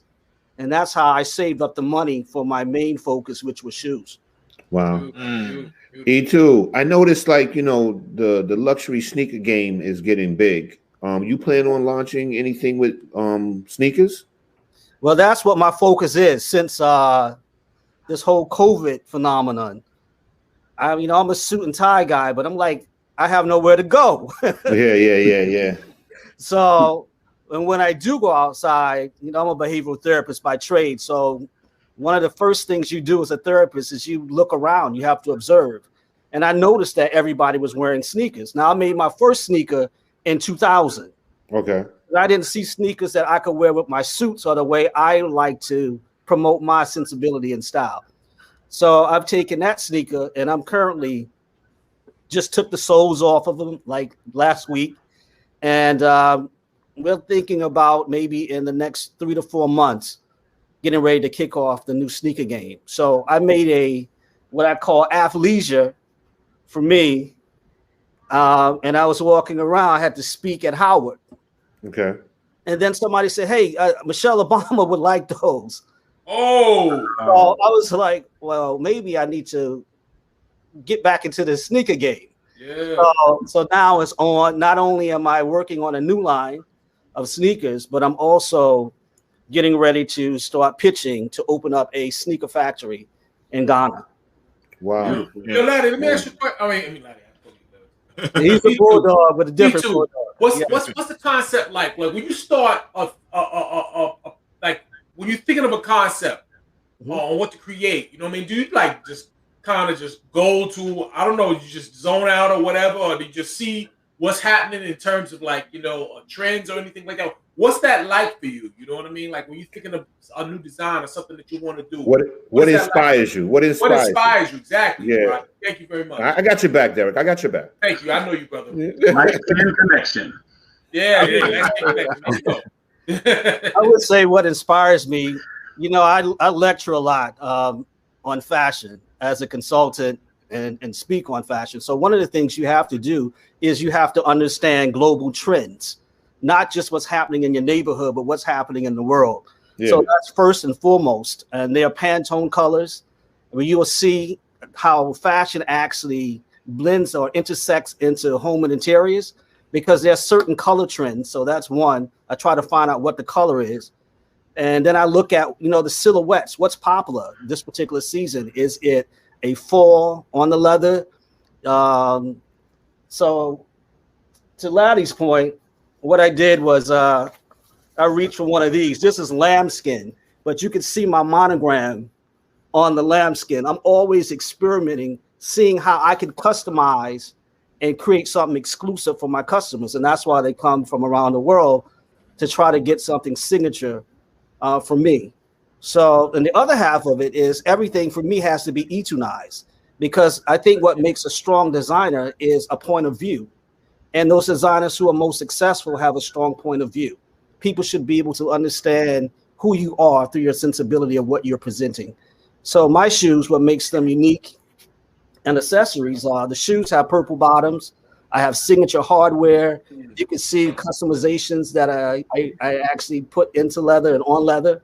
I play around with different stitching. So those are some of the components that would separate E2 Evans from other designers. Beautiful. That's what I'm looking for. I want to see. I want to look. Yeah. So E2. I'm trying to go back to something you said. Here's the purple bottom. There you go. There you go. Greyhound on it. I can look at that and say that's E2 Evans right there. I want to see that. That's what I'm looking for. And it has the Greyhound on it. So yeah. So, real quick, E2. Like I know, like you know, you said like basically you global and stuff like that. And I know that you said you're gonna do a lot of work and started out of Ghana. Why did you pick going back to the motherland to start your sneaker your company? I'm not start, but like to get more into building it. Well, first and foremost, I'm sure you've heard of the year of return, where everybody went back to Ghana.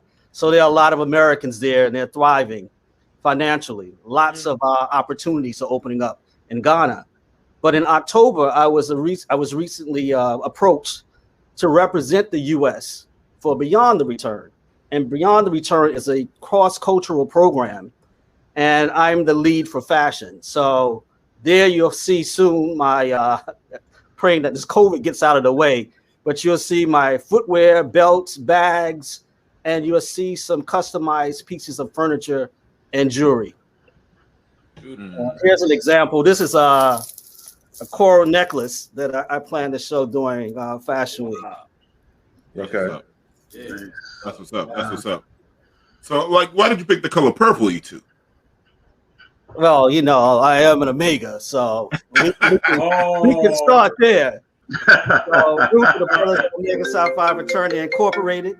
So that's first and foremost. My mom is like she's calling me. Listen, y'all see my wife down there, right? You already got a sale, E2. My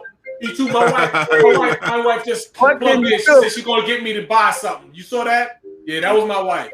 Yeah. Oh, all right. Your wife has good taste. Yeah, I'm going to tell my husband. That's my lady right there. Yeah. So you already got one off top. That's what's up. Beautiful, So, Derek. Get that $2,000 pair, brother. Hey, man, come home and I heard you ask a question earlier. I've been to a lot of the factories. I got invited to the Gucci factory. I've been to a lot of them, and I'm not going to say which factory, not trying to get sued. But just because it has a name on it does not mean that it's synonymous with quality. And I think that's the thing we have to be educated on, because I think the popularity, people have really, fall in love with that. And there is not much individuality. I love the fact that you make things by hand, that you stand behind them, and Laddie as well. So I'll tell you, I didn't know much about it, but I did have an idea that those other brands, in some cases, whoever they may be, definitely because are more trendy than quality in a lot of cases. Yeah, well, I was told initially that in fashion, it doesn't matter as long as the shoe looks good. It doesn't matter how it feels. Right. But I would go to events, and then, she's there for 10 minutes, and I look across the room, and everybody's holding their shoes in their handbag. Yeah. Why is that? Because their feet are bleeding. Their feet are bleeding in the shoe. That's why. Now your foot is rebelling. Yeah. And it's not a good thing. So I have a classmate that graduated with me from Columbia University, and she always would trip up in heels, but she could teach a whole class, a whole course wearing my shoes. Wow. So construction is key. Absolutely. So I try to intersect comfort with a fashion forward sensibility. Now these sneakers are fire, I'm telling you. So I'm really excited. You better make them a size 14, because I tell you, us big feet people always get jerked on the fashion defiance. I'm over a size 22 is the largest shoe I've made. Wow. Well, make them 14 wide, brother. Make some 14. Real quick, before you go, I want you to tell us a little bit more about your foundation before you go. Sure. I created Soulsville, the Soulsville Foundation in Harlem, when I was a student in grad school. And Soulsville primarily specializes in shoe drives, art exhibitions, and we provide advocacy and awareness for those victims who've been abused sexually.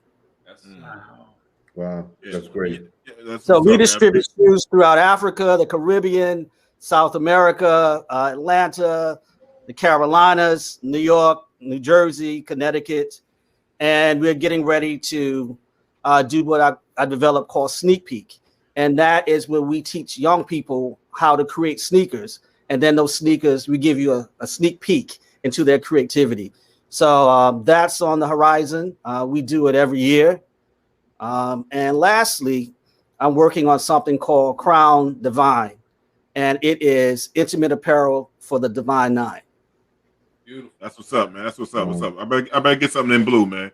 So E2, man, how can the people find you, brother? You can find me on Instagram at E2 Evans, Facebook at E2 Evans, and if you want to send me an email, you can hit me up at e2evans@gmail.com. That's E2, wow. Man. Listen, we appreciate you, man. I appreciate your family, because they showed a lot of love. They support the show. Your cousin Steve he just shouted you out and whatnot. Shout out Steve. Shout out Steve. And the brother that running the game, man. We need some. To my cousin Sam, dope show, dope host, and I'm honored to be a part of it. And shout out Miss Bazemore. Look at this, man. 10 to 14. Shout out Miss Bazemore. That's not a joke. I see her right there. That's not a joke. Right there. Yo, E2, you about to have all Derek's money that we owe him for this show. So. Solid money, no coin. All right, yo, E2, man. Listen, brother, we appreciate you, man. Keep doing what you do, man, and keep showing off black excellence, brother. We appreciate you for black excellence, brother. Beautiful to see you, brother. Love you, brother, man. Peace, man. All right. Be safe in this smoke. We're about to get hit again. Take care. Take care, you. Peace. Man, that's beautiful. Man, we got a lot of great entrepreneurs on here today, man. That's bringing it like the fashion forward type of things and all that stuff. Like, we're beautiful as black people, man. It's like God. We can do anything. We can do anything. We do anything and everything. Yeah. That's good that we seeing brothers that's into fashion. So it's like it's different. Like, that's the main thing. Like, we see a lot of our sisters doing a lot of things, but I'm happy that and people that look like us. And I'm thinking like the comfortability of those shoes is very key for us. My sister, I ain't gonna tell you about my sister feet. My sister leave my sister feet, because she'll beat me up and she won't cook nothing for me for Thanksgiving next year. So I'm gonna leave that alone. Don't mess up Thanksgiving, bro. I know. So listen, we got listen, before we got watch it or chop it, y'all. Real quick, I know we almost over time, but watch it or chop it. Let's start off with Night Stalker. I'm gonna start a little different from the way you got it written down there. I'm gonna go Night Stalker. I didn't see it. Rod, you saw it? I saw it. I think it's a watch it. It's about like I said, I don't want to get too deep into it, but for people that didn't see it, it's about a serial killer back in LA back in the day. And basically it breaks down how he was terrorizing pretty much numerous sections of LA until he got caught and how he got caught. But definitely, I mean, if it's a little bit of kind of gruesome for people that don't like stuff like that, but I say watch it. It's definitely something you should watch. Okay, how about the Wendy Williams thing? I didn't watch it. Did anybody watch it? I watched a little bit. I didn't watch that. Yeah, I watched it with my wife, man. It was you know what I'm saying?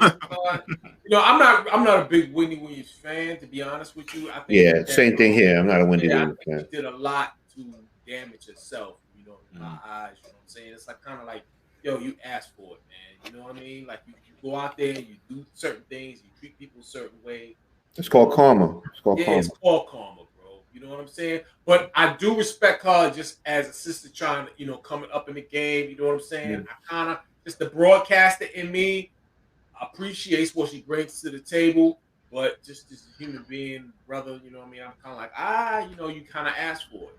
From her fans, I heard it was accurate. I heard it was good, but I heard it was too short as far as the movie's concerned. And I watched the interview afterwards, and when it comes to just being a wag, not really my thing, but her fans seem to have appreciated it. Now she's gonna go with the overcoming story where she'll try to bounce back from her adversity. No, she's gonna do it, bro. She's gonna do it. Yeah. She knows how to do it. You know what I mean? Yeah, she'll be fine. She'll be all right. She'll find the strength to go on, brother. Yeah. How about the Denzel Washington's son movie, Tenet? Anybody see that one? Straight trash show. That's Spanish for garbage. Stop it. Everybody, I want to like it. I want to get into it. I haven't watched it yet, but everyone said it was trash. I didn't even bother. I'm sorry.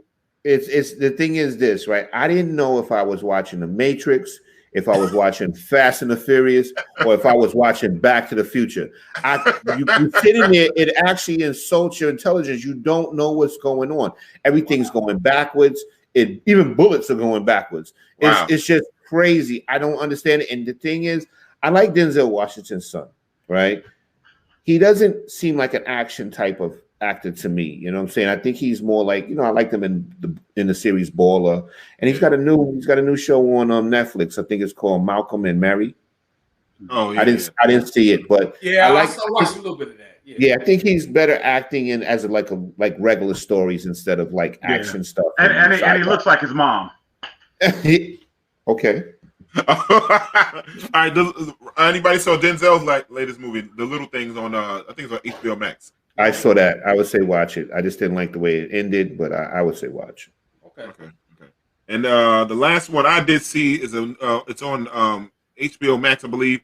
It's called Fake Famous. It's a movie about the social media and how fake a lot of things, people that we follow on social media, how they buy likes, they buy comments, and all kind of stuff like that, and even their pictures are all fake. I strongly suggest people to watch this movie, especially if you have young people, teenagers that's going through some kind of issues about identifying who they are, and they get all this pressure from social media.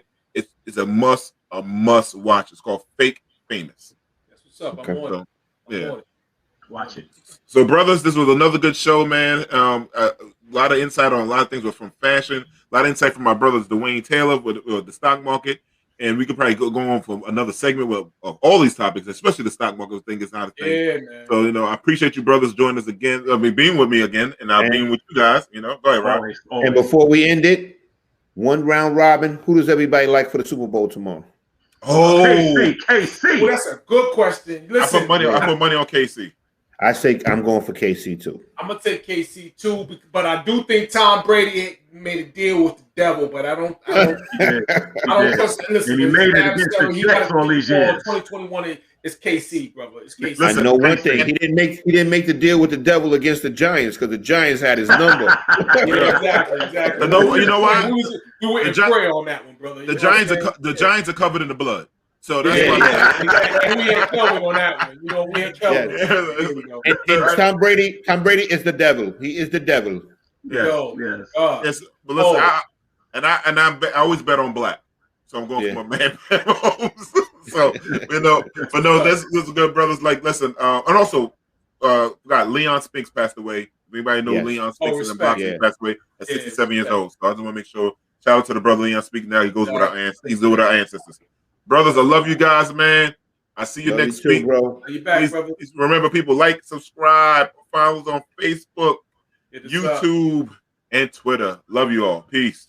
Peace. Yeah.